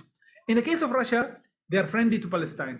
They're friendly to Hamas. They're friendly to Fatah, friendly to all Palestinian factions, but they are not in alliance with the Palestinians yet. Not yet. If things develop in the future, especially after this encounter, I think the alliance between the Palestinians, especially Palestinian resistance, and Russia will certainly grow. And I'm now speaking as a student of political science. I don't have information. I'm just analyzing as a student. It makes a lot of sense geopolitically, politically, even culturally, for the Russians to work closer with the Palestinians. The ones that are fighting Israel, fighting Russia in Ukraine are not the Ukrainians. In fact, the Ukrainian, state is shattered now. It's the whole West. America, European Union, NATO, Israel itself sending some volunteers, sending shipments of arms and so on. So Russia will certainly get closer to Palestine after this encounter. But currently, I don't think they were directly contributing. But some of the regional powers who are under, theoretically speaking, under the Russian umbrella, under the Chinese umbrella, which is not non-American umbrellas, are of course close allies of the Palestinian resistance. Iran is one of them. It's one of the strongest allies of the Palestinian resistance. They support Hamas, Hezbollah, Islamic Jihad with money, weapons, tactics, information, training, etc. And this actually is a strategic win for them. whatever happens now that undermines Israel is a benefit not only for Iran, it's a benefit for all the Muslim world. It's a benefit even for Turkey, which is still a close ally of the United States, because in the Middle East, no regional power wants others to dominate it. Israel has tried to play the role of a regional hegemon. Like America in the world used to be the unipole, Israel has been trying very hard since the 1990s to play the role of a regional hegemon, the police officer of the Middle East. Unfortunately, some naive, silly Arab governments and regimes accepted this. Those who are normalizing with Israel, they accept the presumption that Israel should be the regional power, regional leader, regional hegemon. But others don't accept that. Iran doesn't accept that. Turkey doesn't accept that. In fact, even Egypt, which is a close ally of America, is also uncomfortable with that. Nobody wants Israel to dominate them except the newly normalizing states. So Russia was not involved in the war, but I bet you they will get more involved in the future, logically speaking. Iran was not involved directly, but they are strong allies and supporters of the Palestinian resistance. Turkey has not been strongly supporting our struggle in this encounter like we expected them, but I'm very sure deep down in their hearts they are very happy about what's happening to Israel. It's weakening Israel's arrogance. And in fact, even other Arab nations which were getting closer to Israel realized that this is a big mistake. Look at Saudi Arabia. It was almost there in terms of normalization. They put it on hold. They started to think again. Egypt is very unhappy with what Israel is doing. The way Israel is treating Egypt, even though they are both supposed to be American allies, Israel is so arrogant, humiliating the Egyptian, sovereignty, like threatening to bomb Egyptian food supplies or whatever shipments, humanitarian shipments they send to Gaza. I hope what's happening now will give a chance to all regional powers to think again about their relations with Israel. What happened in Gaza in the last few days was a big geopolitical shift. The dynamics of the region are changing once and for all. Amin. Okey, apa yang Brother Muslim cerita, dia cerita, saya tak sempat nak cerita yang lain, dia cerita semua sekali. Sebab apa yang disampaikan oleh Brother Muslim bukanlah kerana ada intel maklumat dalaman, tapi sebagai PhD, pemegang PhD, sebagai daripada perspektif ilmu, sciences of knowledge, politikus ataupun geopolitik sekitar isu Palestin ni, dia memberi contoh dua blok yang kuat dalam isu ini, iaitu blok di bawah naungan Amerika Syarikat dan blok di bawah naungan China dan mungkin juga Russia. Dan kita dapati tak mungkin Palestin akan berada di bawah blok naungan blok naungan Amerika Syarikat, kerana ia adalah ally ataupun rakan sekutu Israel. So jadi mau tak mau, Palestin suka tak suka mesti kena berada di bawah blok yang berbeza, iaitu berada di bawah blok China, Russia dan sebagainya. Dan bila bercakap tentang contoh malah Turki berada di bawah blok Amerika. Mau tak mau, Turki walaupun adalah antara negara yang begitu kuat sentiasa menyokong perjuangan Palestin, tapi mereka berada di bawah blok sekutu Amerika Syarikat. So mereka pun apa yang Brother Muslim ceritakan ialah tak semestinya bila sesuatu negara tu berada di bawah blok ataupun di bawah kekuasaan satu entiti tu, dia setuju dengan ketua kepala dia tu, dia tak setuju dengan head dia tu. Begitulah juga dengan negara seperti Turki, dan kita Malaysia ni dalam kategori antara, dia tak berduduk di mana-mana. Kita negara kecil, kita kena buat kawan dengan semua orang, kita tak gaduh-gaduh kan. So apa yang Brother Muslim katakan, cuba fikirkan kalaulah berlakunya perang dunia ketiga, di mana negara-negara akan berada. Sebab itu yang dia lukis dua blok tu. Boleh tunjuk sekali lagi tak Brother Muslim gambar dia tu? Okey, ini antara negara-negara yang di bawah blok Amerika dan antara negara-negara di bawah blok China. Betul, brother? Yes, of course, theoretically speaking, because not all countries are under China's influence or under Russia's influence. And now we are talking about the multipolar world where sometimes Russia and China agree on things Sometimes they disagree on things. So if it is going to be more accurate, it should be like this. It should be actually like this. Three different pyramids, where some countries will be caught in the middle, not on this side or on that side, but some countries will be clearly positioning themselves in the center of one of the lines. For example, if this is the US, European Union is certainly here. You know what's happening in Ukraine now? The whole Western world is fighting against Russia and Ukraine. Whether they like it or not, I have heard from European diplomats, they say we don't accept what's happening. We don't agree with America on the issue of Ukraine, but they have no choice. Their country is in this bloc, and they are acting accordingly because they are not, apparently they are not independent enough and powerful enough. So sometimes you are caught in this power struggle. In the case of the Palestinians, there is no way Palestinians will be under the American umbrella. We have been dispossessed because of the American domination of the world. The last 30 years, when America was the only superpower, the unipole, we were really dispossessed. We were really persecuted. Our struggle and issue was relegated, and we had no power to fight back. The bipolarity is still better. Multipolarity is still much better for the Palestinian struggle. So what's happening now in the world affairs is, in the long run, better for our struggle. Maybe not the regional developments in the Middle East, because it's still a mess, it's still a chaotic situation. But globally, if you look at the big picture, America's hegemony is over. And this is what American scholars say, like John Mersheimer and Stephen Walt and others. They say in 2017, 18, around this period, America's domination of world affairs started to decline. Now China is expanding, Russia is expanding. In the Middle East, America is still the most powerful, but this is also declining. We saw what happened in Niger, for instance, in Africa. The Africans in many countries, Burkina Faso, Niger, Mali, and so are kicking out the French, the external hegemon. In Palestine, what we have done in the last few days as Palestinians is kicking the Israeli domination, and Israel is a tool and a proxy for the United States. The US realizes that. This is why Blinken is in Israel now. This is why Biden himself is making speeches about the situation in Gaza, because they know very well that every Israeli loss is a loss for their bloc.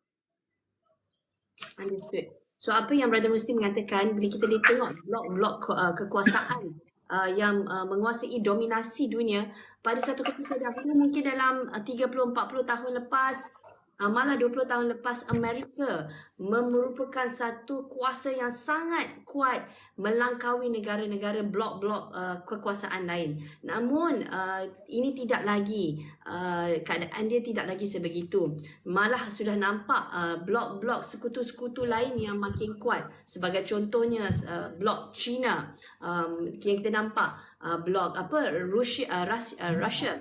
Dan kita dapat nampak juga benda ni berlaku di Malaysia sebab perairan, kawasan perairan ada pertembungan antara Amerika Syarikat dan China untuk mendapat hak kekuasaan di perairan negara Malaysia, kawasan-kawasan yang berdekatan. So kita nampak kekuatan negara-negara lain yang lebih stronger, lebih menguasai, mendominasikan blok-blok di dunia. Dan menurut Brother Muslim sebagai penuntut, since you highlighted the South China Sea example, is very good actually. Look at, for instance, Japan for South Korea. They have no choice. They are on the American side. They don't even discuss it or argue about it or question it. They are not on the Chinese bloc or camp. Look at India. India is caught in the middle. India does not want to be under the American hegemony. They have traditionally been a neutral, non-allied state. But because they are so worried about China's rise as a global power, and they have history, of course, in 1962 they had a war, it's one of their neighbors, they have territorial claims. So India now is finding itself under the American bloc, unfortunately, of course. Countries like Malaysia, Indonesia are also caught in the middle, but Alhamdulillah, I believe these two countries are so far very wise in hedging between the two different powers. In the case of the Middle East, it's different.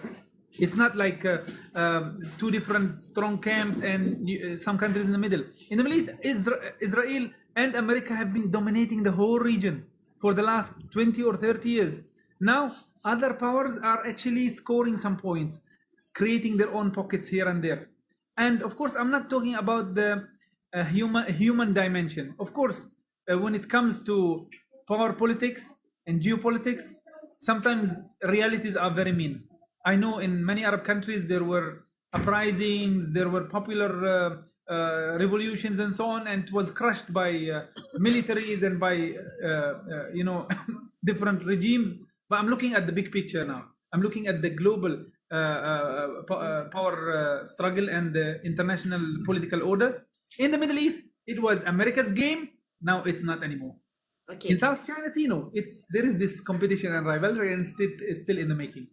Ya, jelas. Kalau dekat Timur Tengah, memang Amerika adalah kuasa besar di situ, pengaruh besar di situ. Yang lain-lain tu macam sikit-sikit lah baru nak masuk, baru nak buka cerita. Tapi kalau di kawasan kita melibatkan South China Sea, masih macam antara Amerika dan China. Kita nak buat kawangan semua, kita ni duk main referee lah lebih kurang dengan cara yang baiklah berkomunikasi. But Brother Muslim, you've been in Malaysia, you've known Indonesian, you know how we are here. We are a very nice host. We try to be kind and nice to everybody. That's how Malaysians, the people from the archipelagos, begitulah perangai orang Nusantara, orang Malaysia. Mereka ni adalah orang yang tak suka bergaduh. We don't like to fight. We like negotiations, perundingan, consultation. I appreciate and learn a lot from that, and I wish our people in the Middle East can in a way learn from this experience, because you see we have very tense civil wars, uprisings, and problems in the Middle East. Of course, the external powers make it more difficult for us. America and Russia and China and Europe before this, they were heavily involved in the region, unlike maybe other parts of the world. But yeah, as you said, the people are cool here, they're relaxed. Orang dia cakap perlahan-lahan, orang yang lembut. Dia memang ada semangat perjuang yang kuat, tapi dalam keadaan yang lembut. Okey, saya rasa kita ni dah nak kesuntukan masa ni. Dah pukul 12 daripada sepatutnya habis pukul 11. Tapi saya nak buat conclusion sikit. Saya nak cakap tentang penglibatan Hizbullah. Boleh? Hizbullah dan Taliban. Kita cuba... Hizbullah in very simple words. Hizbullah is a Lebanese national movement. The Lebanese state is a very sophisticated state. I don't know if you have been to Lebanon. You've probably been to Lebanon before. I've not. Inshallah, you should, inshallah, someday. Lebanon is one of the Arab states that has been carved out from its own habitat by the colonization, the French. The French came to Syria and to the Levant. They cut out Lebanon, and the content of Lebanon is a mixture of Christians, Muslims, every sect. There are so many different Christian sects: Orthodox, Armenian, Protestant, etc. There are different Muslim sects: Sunni, Shia, Druze, Alawi, etc. So the state is very complicated, and that's why the political system is very complicated. The prime minister should be a Sunni, the president should be a Christian, the speaker of parliament should be Shia, this group should get the ministry of electricity, that group should get ministry of water, and so on. So if they fight, sometimes they cannot even collect rubbish and throw it, because there is this sectarian conflict, unfortunately, of course. Or they will not have electric power because they're fighting about their turf, the cake. Which part is mine? Ministry of electricity should be Shia or Sunni or this and that. It's a big mess. However, the Lebanese people are one of the smartest people, most cultured people. They invented writing. They are Phoenicians. The Phoenicians are the Lebanese people. They are one of the biggest contributors to human civilization. You go to Latin America, there are millions of Lebanese people. At least 6 or 7 million Brazilians are of Lebanese descent and origin. The Lebanese people are also very proud people. So when Israel attacked Lebanon in 1978 and then again in 1982, the Lebanese fought so hard. Of course, if you speak to Lebanese people, they are soft-spoken, like Syrians, which is surprising to some actually. Syrian people, Lebanese people are very soft-spoken people in the Arab context. Their accents are also quite pleasing to hear. But when Israel attacked them, oh, they fought very fiercely. In 1978, they joined Palestinian resistance in fighting big heroic wars against Israel. 1982, in the siege of Beirut, the Lebanese people fought so strong, so hard. In the following years, when the Palestinian resistance was kicked out of Lebanon after the American interference, of course, the PLO was kicked out of Lebanon. It was the Lebanese resistance factions that had to fight for their own survival and for their own country. These factions were sometimes Sunni, sometimes Shia, and to some extent also sometimes Christian factions. In the Shia sector, two groups started to grow over the years, Amal and Hezbollah. Hezbollah was a more religious Shia version, political Islam, Shia political Islam. They, along with other resistance groups, fought very hard for the liberation of southern Lebanon from 1982 until the year 2000. In the year 2000, in May 2000, Israel, for the first time in modern history, was kicked out of Arab lands by military force, not by negotiations. In Egypt, Sinai, Sadat and Egypt got back Sinai through negotiations. Yes, they had a war in 1973. They couldn't restore their territories. They normalized with Israel. They went for negotiations. They got back Sinai. In Lebanon, Lebanon is still an enemy combatant of Israel. They're not friends. They don't talk. They forced Israel to leave their land. Of course, we learned from that in Gaza, and in 2005, the Palestinians kicked out Israel from Gaza as well. So in the case of Hezbollah, they are a resistance group. They are a political Islam group, a Shia political Islam group. In the last 20 years, after they liberated southern Lebanon, they started to play active role in politics, in parliament, in governments, and so on. Of course, in politics, people disagree, even in Palestine. Now resistance, if we have elections for who to lead the Palestinian people, I think Qassam brigades will win like 80%, 90%. Everybody will vote for them. Muslim, Christian, Sunni, Druze, everybody. But if people start to choose political party, Hamas or Fatah or Popular Front, here domestic politics play a role. Just like in Malaysia or anywhere else. You agree on major issues, but politically you disagree on other things. So the same in Lebanon. Hezbollah was a heroic faction that kicked out Israel. But in domestic politics, they had different debates and arguments, and they have friends and enemies in politics. That's natural. Okay, understood. But are they assisting the Palestinian cause at the moment? Resistance factions. Hezbollah is one of the strongest allies of Hamas, Popular Front, Islamic Jihad, and other Palestinian factions, and they are even friendly to Fatah as well. They have their own politics, they have their own ideology. We respect the difference, but at the same time, in terms of fighting Israel, they are in the forefront. I know many Muslims, because of the sectarian wars in the Middle East, and because of the many hatreds and the many wars that have taken place in Iraq, Syria, Yemen, etc., will dismiss Hezbollah and say they're not resistance, they're not fighting. 2006 war was just a gimmick, was just a game. And that's nonsense. Hezbollah is a resistance group. You can disagree with them on politics, you can disagree with them on ideology, you can disagree with them on religion, but they are enemies of Israel.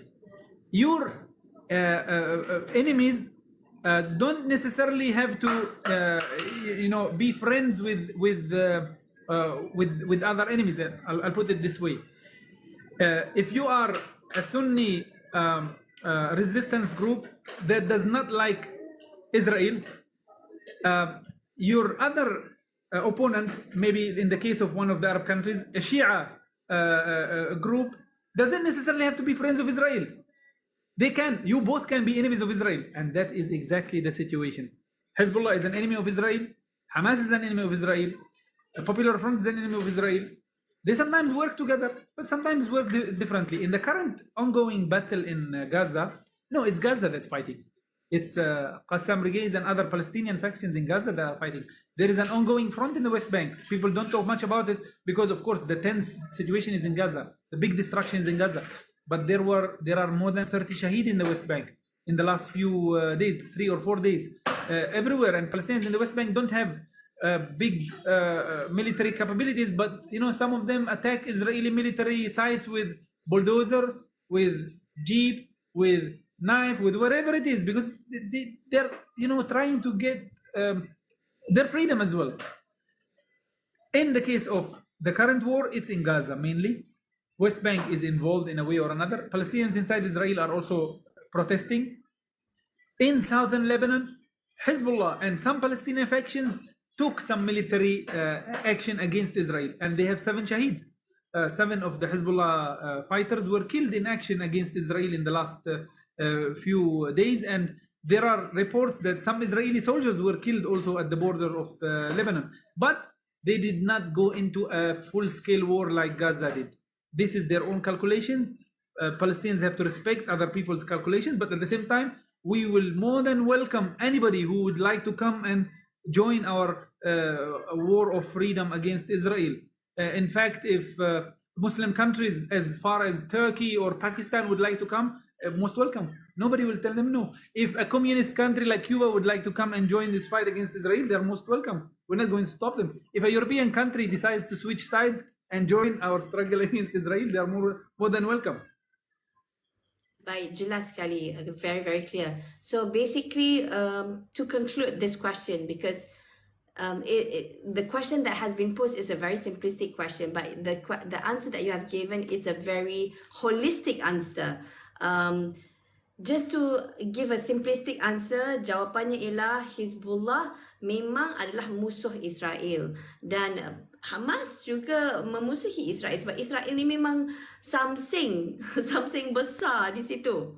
Farrah, saya nak tambah, Israel bukan musuh dengan kita sahaja di Palestin. Israel musuh dengan Malaysia juga. Berapa kali Israel disrespected Malaysia's sovereignty, killed people inside Malaysia, kidnapped people inside Malaysia.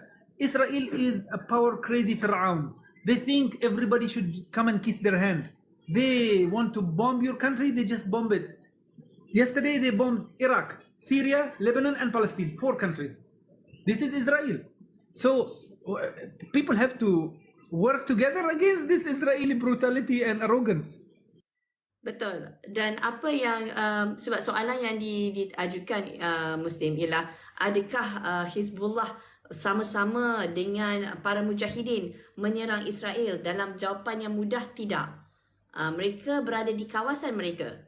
Kawasan lain, kali ini mereka they had 1 or 2 attacks, not big scale war. But things can develop. We don't know what will happen tomorrow.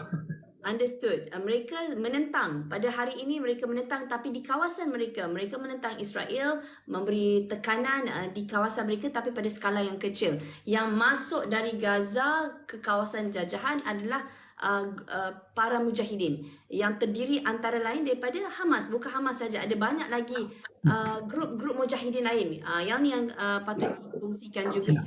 Tetap Palestine, 100% Palestinian. The fighters who went into Israel are 100% Palestinians. The majority, of course, is Qassam brigades, but other Palestinian factions like Islamic Jihad and other factions in Gaza, they joined, and they are well respected by Hamas and well supported by the government in Gaza. This is something that unfortunately does not happen in the West Bank.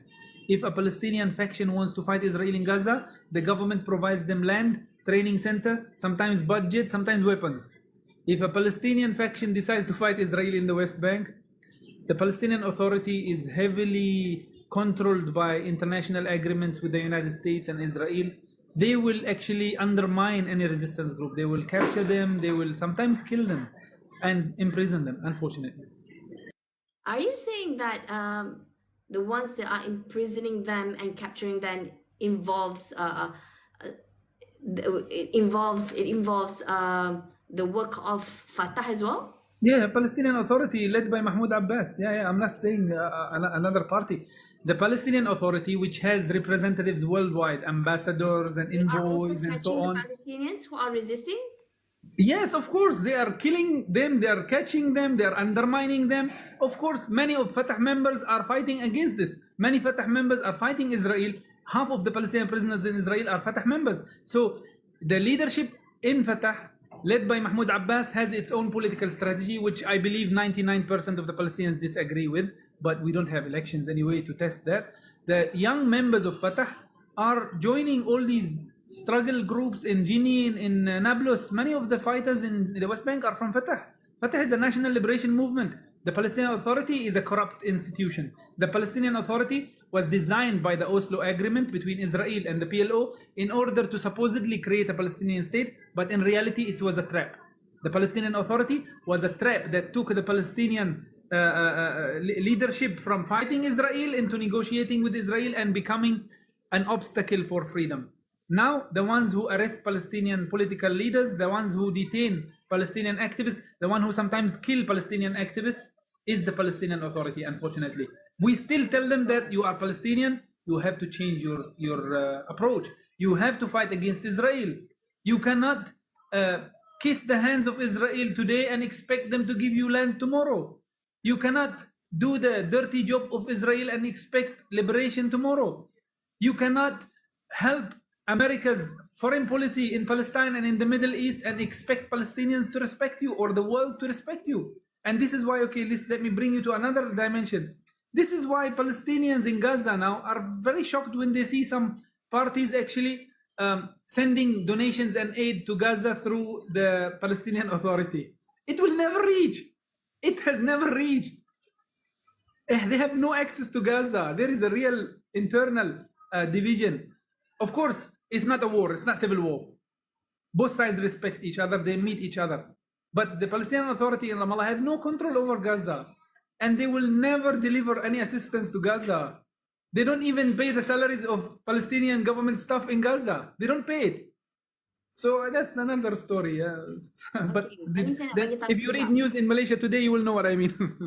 Okay, Brother Muslim, mungkin ada yang tak faham apa yang Brother Muslim baru cakap tadi. Kalau kita bercakap tentang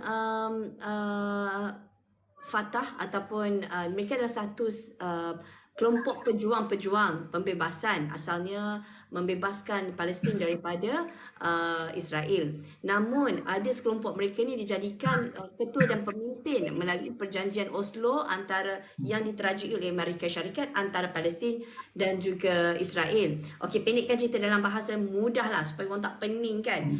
Iaitu asalnya Fatah ni adalah pejuang. Lepas tu dilantik sebahagian daripada mereka ni untuk menerajui di tebing barat. Mereka jadi terpaksa berkomunikasi dan bernegosiasi dengan Israel.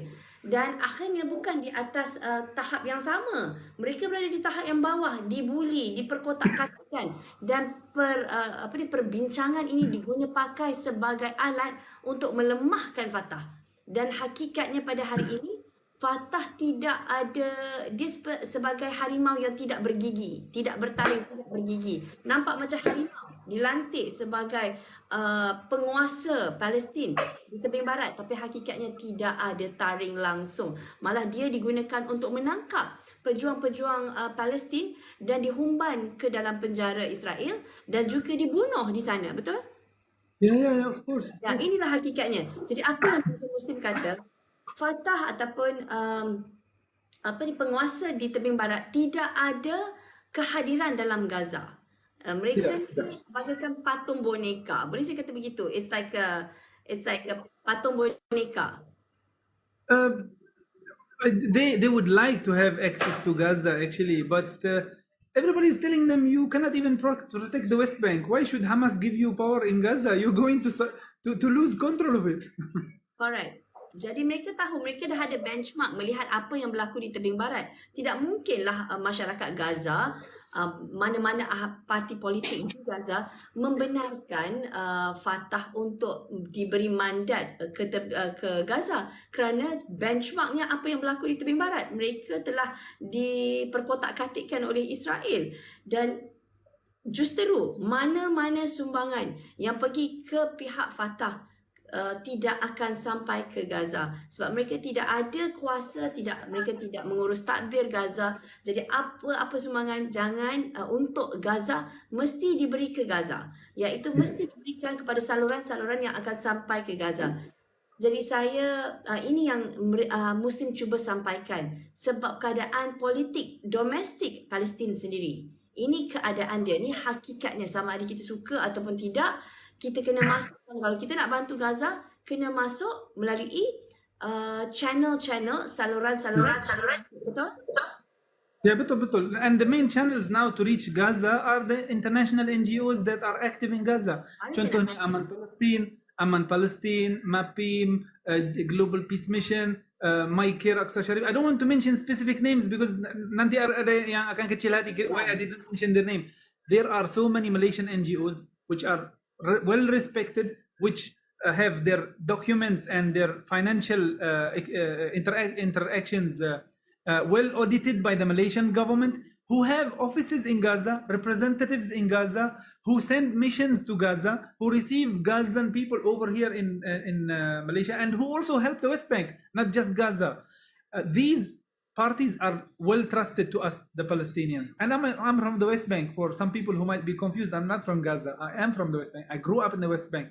I lived my young life, my childhood in the West Bank in Hebron. I finished my school education and I came to Malaysia for education. So I know the situation in the West Bank. I also visited Gaza in 2013 from here, from Malaysia, with a Malaysian convoy when the former Prime Minister visited Gaza. So I know the situation in Gaza and I know the situation in the West Bank. And I believe that if you want to help Gaza, you can. There are so many channels. Ignore the ignorant claims that the Malaysian NGOs don't deliver money to Gaza. This is nonsense. This is ignorant. Sometimes it's out of political vengeance, or it was wrong for anybody to claim such things. If you are, and I'm not a fan of any specific NGO. To be honest, you can go to any NGO. I respect all of them. These people are working very hard for our struggle.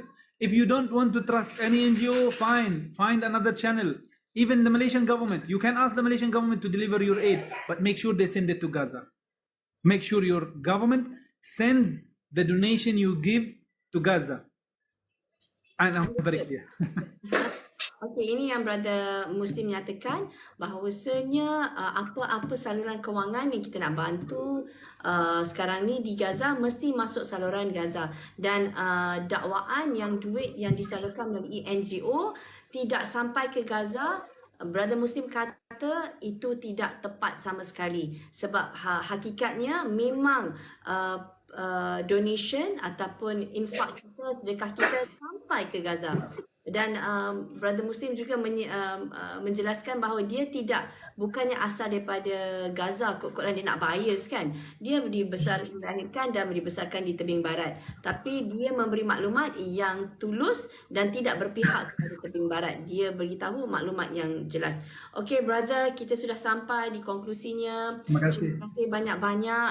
Cuma last, a very short one. Sebagai conclusion, apa harapan anda kepada rakyat Malaysia dan juga kerajaan Malaysia pada Okay. Yang pertama, rakyat Malaysia, I have very high expectations. I know the Malaysian people, they are very serious when it comes to Al-Masjid Al-Aqsa, when it comes to Palestine, when it comes to causes of justice. I expect the Malaysian people to take this development seriously. Tomorrow, there are rallies all over Malaysia, in many mosques, in KL, in Kedah, in Shah Alam, in Terengganu. Please go down. After Friday prayer, spare us half an hour. Just show your solidarity. If you cannot go to these rallies, post something on social media. If you cannot post anything on social media, try to send a donation if you can. If you cannot do any of that, make dua. The minimum you can do is make dua. But we have very high expectations. I don't want tomorrow to see only 100 or 200 people in Tabung Haji and in Masjid Negara. And so please show your solidarity. We know very well you love Al-Aqsa. The Palestinians in Gaza especially and in Al-Aqsa sacrificed their life. Thousands of Palestinians have died in the last 4 days for you, for Al-Masjid Al-Aqsa. Because as Farrah said, Al-Aqsa is not the property of the Palestinians alone. It's your property just like it is my property. It's of course the house of Allah. And Al-Aqsa is a verse in the Holy Quran. Subhanalladhi asra bi'abdihi laylan min al-masjid al-harami ila al-masjid al-aqsa. If you are a true Muslim, you cannot just cut off one verse from Surah Al-Isra. You cannot do that. You believe in the Quran, you believe in Surah Al-Isra, you believe in the first verse of Surah Al-Isra, then Al-Aqsa is your responsibility. This is for all of our Muslim brothers and sisters in Malaysia. Please show us your solidarity tomorrow, tonight, and all over the coming days until this war is over. try to contribute as much as you can. If you can donate, donate. If you can dua. If you can write. If you can speak. If you can go live like Sister Farrah, who was putting her time. I appreciate this time. I know your family wants you around, but you're putting all this effort and time. Thank you so much, Farrah. Many people can do that. Please do that if you can. This is to the Malaysian people, to the Malaysian government. I think Malaysia has always been a consistent supporter of Palestine. The Malaysian government has a huge leverage when it comes to international politics and diplomacy. You are seen as a neutral party in international affairs. You are a good friend of China, Russia, and America. You are an economic power. Yes, maybe the size is small relatively compared to its neighbors. You look at Indonesia or Myanmar or Thailand. Yes, maybe it's small, but Malaysia in the Muslim world is a big country. Malaysia is a country of 30 million people, of a huge GDP. Malaysia is a well-respected country in international diplomacy. So, of course, the Malaysian government can play a big role. I remember in 2012 when Israel attacked Gaza, Prime Minister Najib made a phone call to President Obama, and then after that he met him in an international summit and he told him about what's happening and asked him to stop the attack on Gaza. And I heard this from Prime Minister Najib himself. Again, I remember Prime Minister Tun Dr. Mahathir, and they are from different political background now. Tun Dr. Mahathir, when he was Prime Minister in 2018 to 2020, he not only supported the Palestinian struggle with his statements, but he also invited Hamas leaders and Palestinian leaders into the KL summit to be a part of that international summit. He also made strong statements condemning the American deal of the century. I remember in February 2020, in an international parliamentary conference, His Excellency Mahathir called Trump to step down and end normalization. I want Malaysia to continue in that direction. I know there are many strong supporters of Palestine in the current government. I hope their voices will go stronger. I hope the Prime Minister will play an active role internationally, making calls to international leaders, especially to Western leaders and other Islamic leaders. It's time to end this Israeli brutality and arrogance. I want to see him speaking to the leaders of the resistance, of the Hamas leadership. I want to see them here visiting Kuala Lumpur like they have always done over the past few years. We have high expectations also from the government. But again, it all lies on the people of Malaysia, because you are a democracy. Your people have to show their solidarity. Alhamdulillah, I really appreciate the speeches in the parliament. I saw a good speech by Dr. Zaid Hamidi, by the opposition leaders, by the government leaders. It was beautiful. Everybody was saying huge, strong political statements. Let's translate that into concrete action. We have high expectations on Malaysia, also on Indonesia, but I have lived in Malaysia for so long. I know that the Malaysians will not let us down this time. The scale of the war in Gaza is so big. Posting on Facebook one post is not enough. Making one statement is not enough. Sending 1 million ringgit is not enough. There is a lot that we can do. Thank you so much, Farrah. Alright, brother, thank you so much. Apa yang brother Muslim katakan, harapan beliau terhadap rakyat Malaysia dan kerajaan Malaysia sangat tinggi, sebab Malaysia ni adalah salah satu negara yang sentiasa bersama-sama dalam perjuangan Palestin, dan diharapkan bahawa kita ni jangan merasakan kita tak mampu buat. Semua boleh buat. Antara lain ialah post pelbagai maklumat di platform masing-masing. Jangan letak satu dua post je. Letak, hujani kita punya social media platform ni dengan maklumat tentang apa yang sedang berlaku di Palestin. Dan begitu juga dengan komen beliau tentang kerajaan negara kita, iaitu di zaman Datuk Seri Najib, memang jelas menunjukkan sokongan terhadap perjuangan Palestin, terus menelefon Barack Obama, Presiden Barack Obama pada ketika itu untuk mengambil tindakan sewaktu serangan berlaku. Seterusnya pastinya Tun Dr. Mahathir yang sentiasa dengan jelas menyatakan sokongan beliau kepada perjuangan Palestin. Malah Brother Muslim, Tun Mahathir mengeluarkan video dan juga statement yang mengatakan beliau 100% menyokong tindakan Hamas, kerana ini adalah tindakan.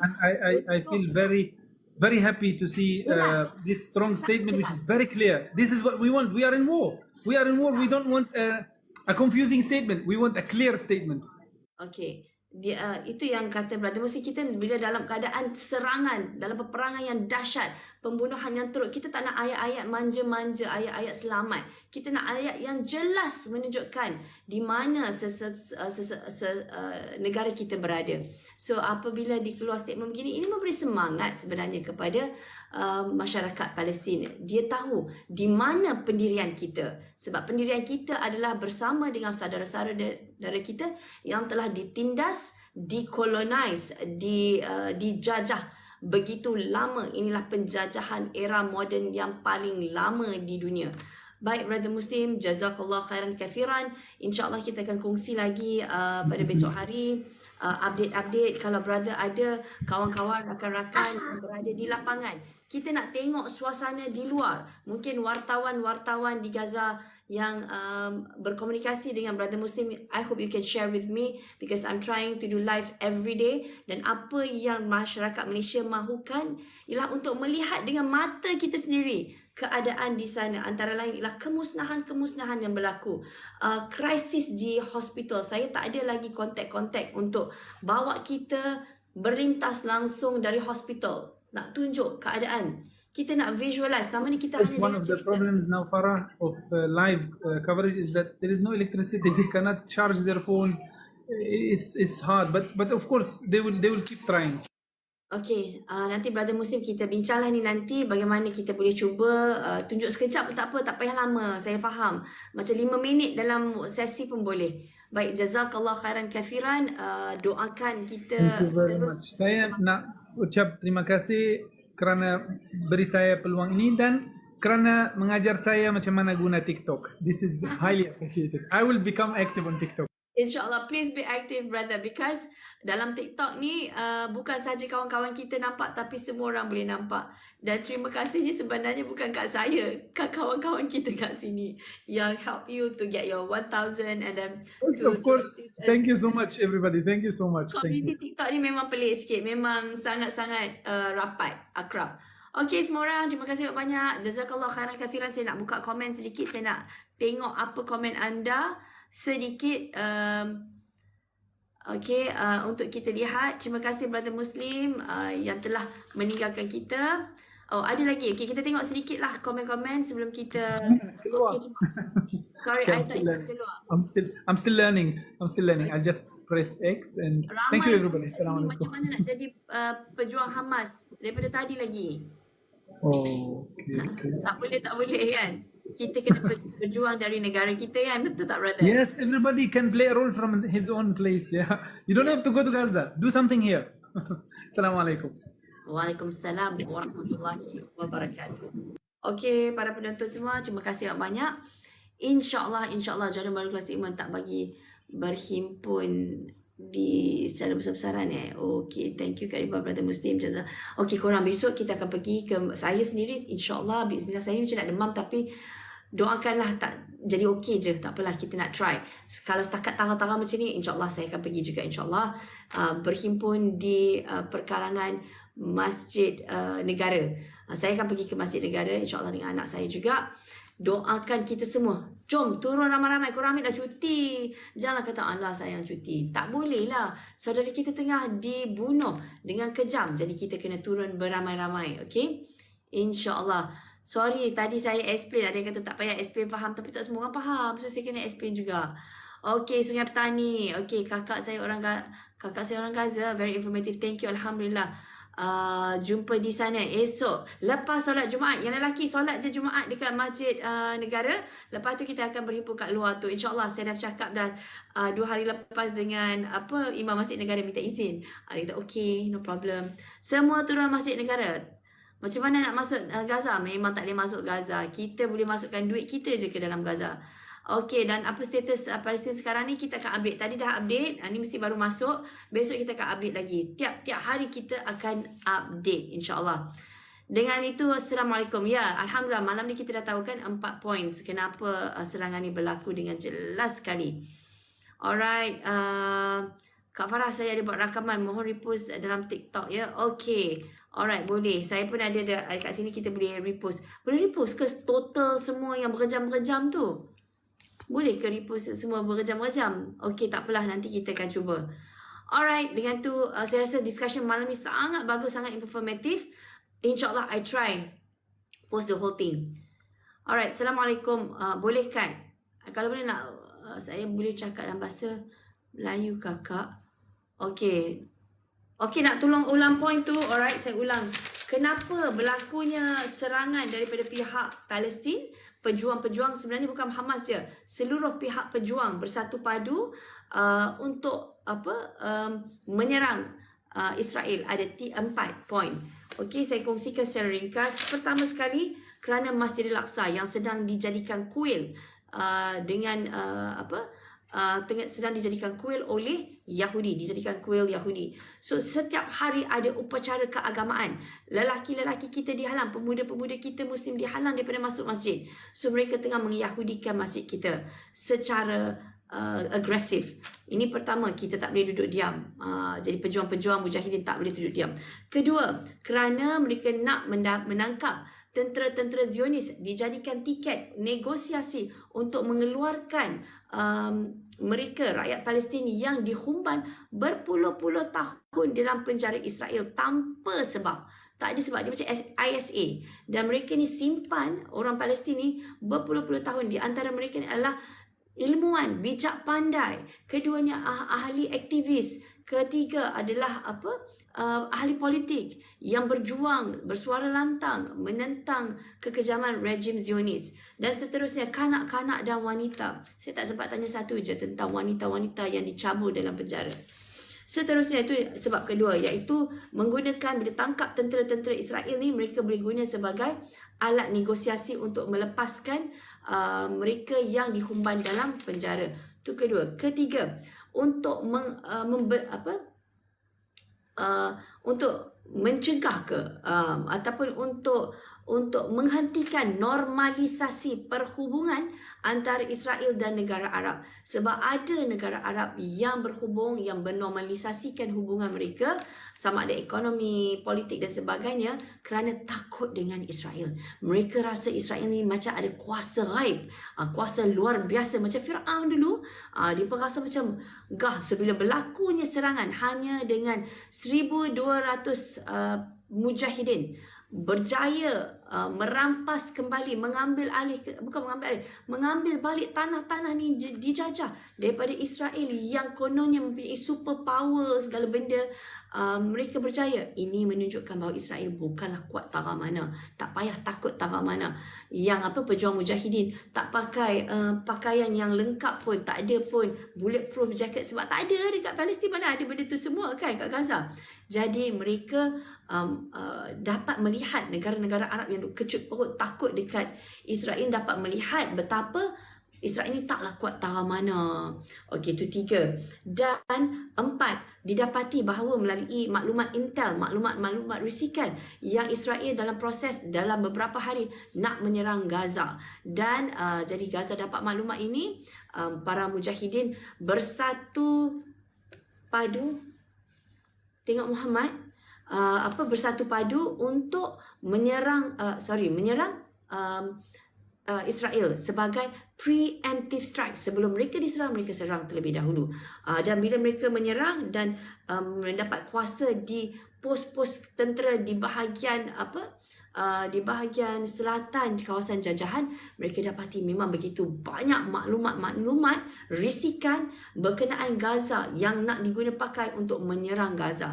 Dan maklumat ini dibawa balik ke dalam Gaza untuk dibedah siasat. Okey, so ada 4 point. InsyaAllah. Saya bukan di Gaza. Dia kata kakaknya di Gaza. Muhammad yang komen tu, dia kata kakaknya di Gaza. Oh, Muhammad. Tak bolehlah Muhammad. Mungkin Muhammad hantar message sebab kakak kena tidur. Okey, besok kakak kerja. Okey, Rusia pula dia tidaklah datang pada ketika ini untuk membantu Palestin. Namun dulu Amerika Syarikat adalah satu-satunya blok kuasa dunia yang terkuat. Namun sekarang ni dah ada beberapa blok lain yang kuat yang menandingi dah Amerika Syarikat. Antara lainnya adalah Russia dan juga China. So jadi Russia ni ada blok dia sendiri dan di bawah dia ni adalah negara-negara yang tidak menyokong ataupun tidak berada di bawah blok Amerika. Dia tunjuk tadi Brother Muslim, dia tunjuk blok-blok kekuasaan dunia. Ada Amerika, ada China, ada juga Russia. So dah sah-sah lah Palestin tidak berada di bawah blok Amerika Syarikat. So pasti dia berada di bawah blok China dan juga Russia.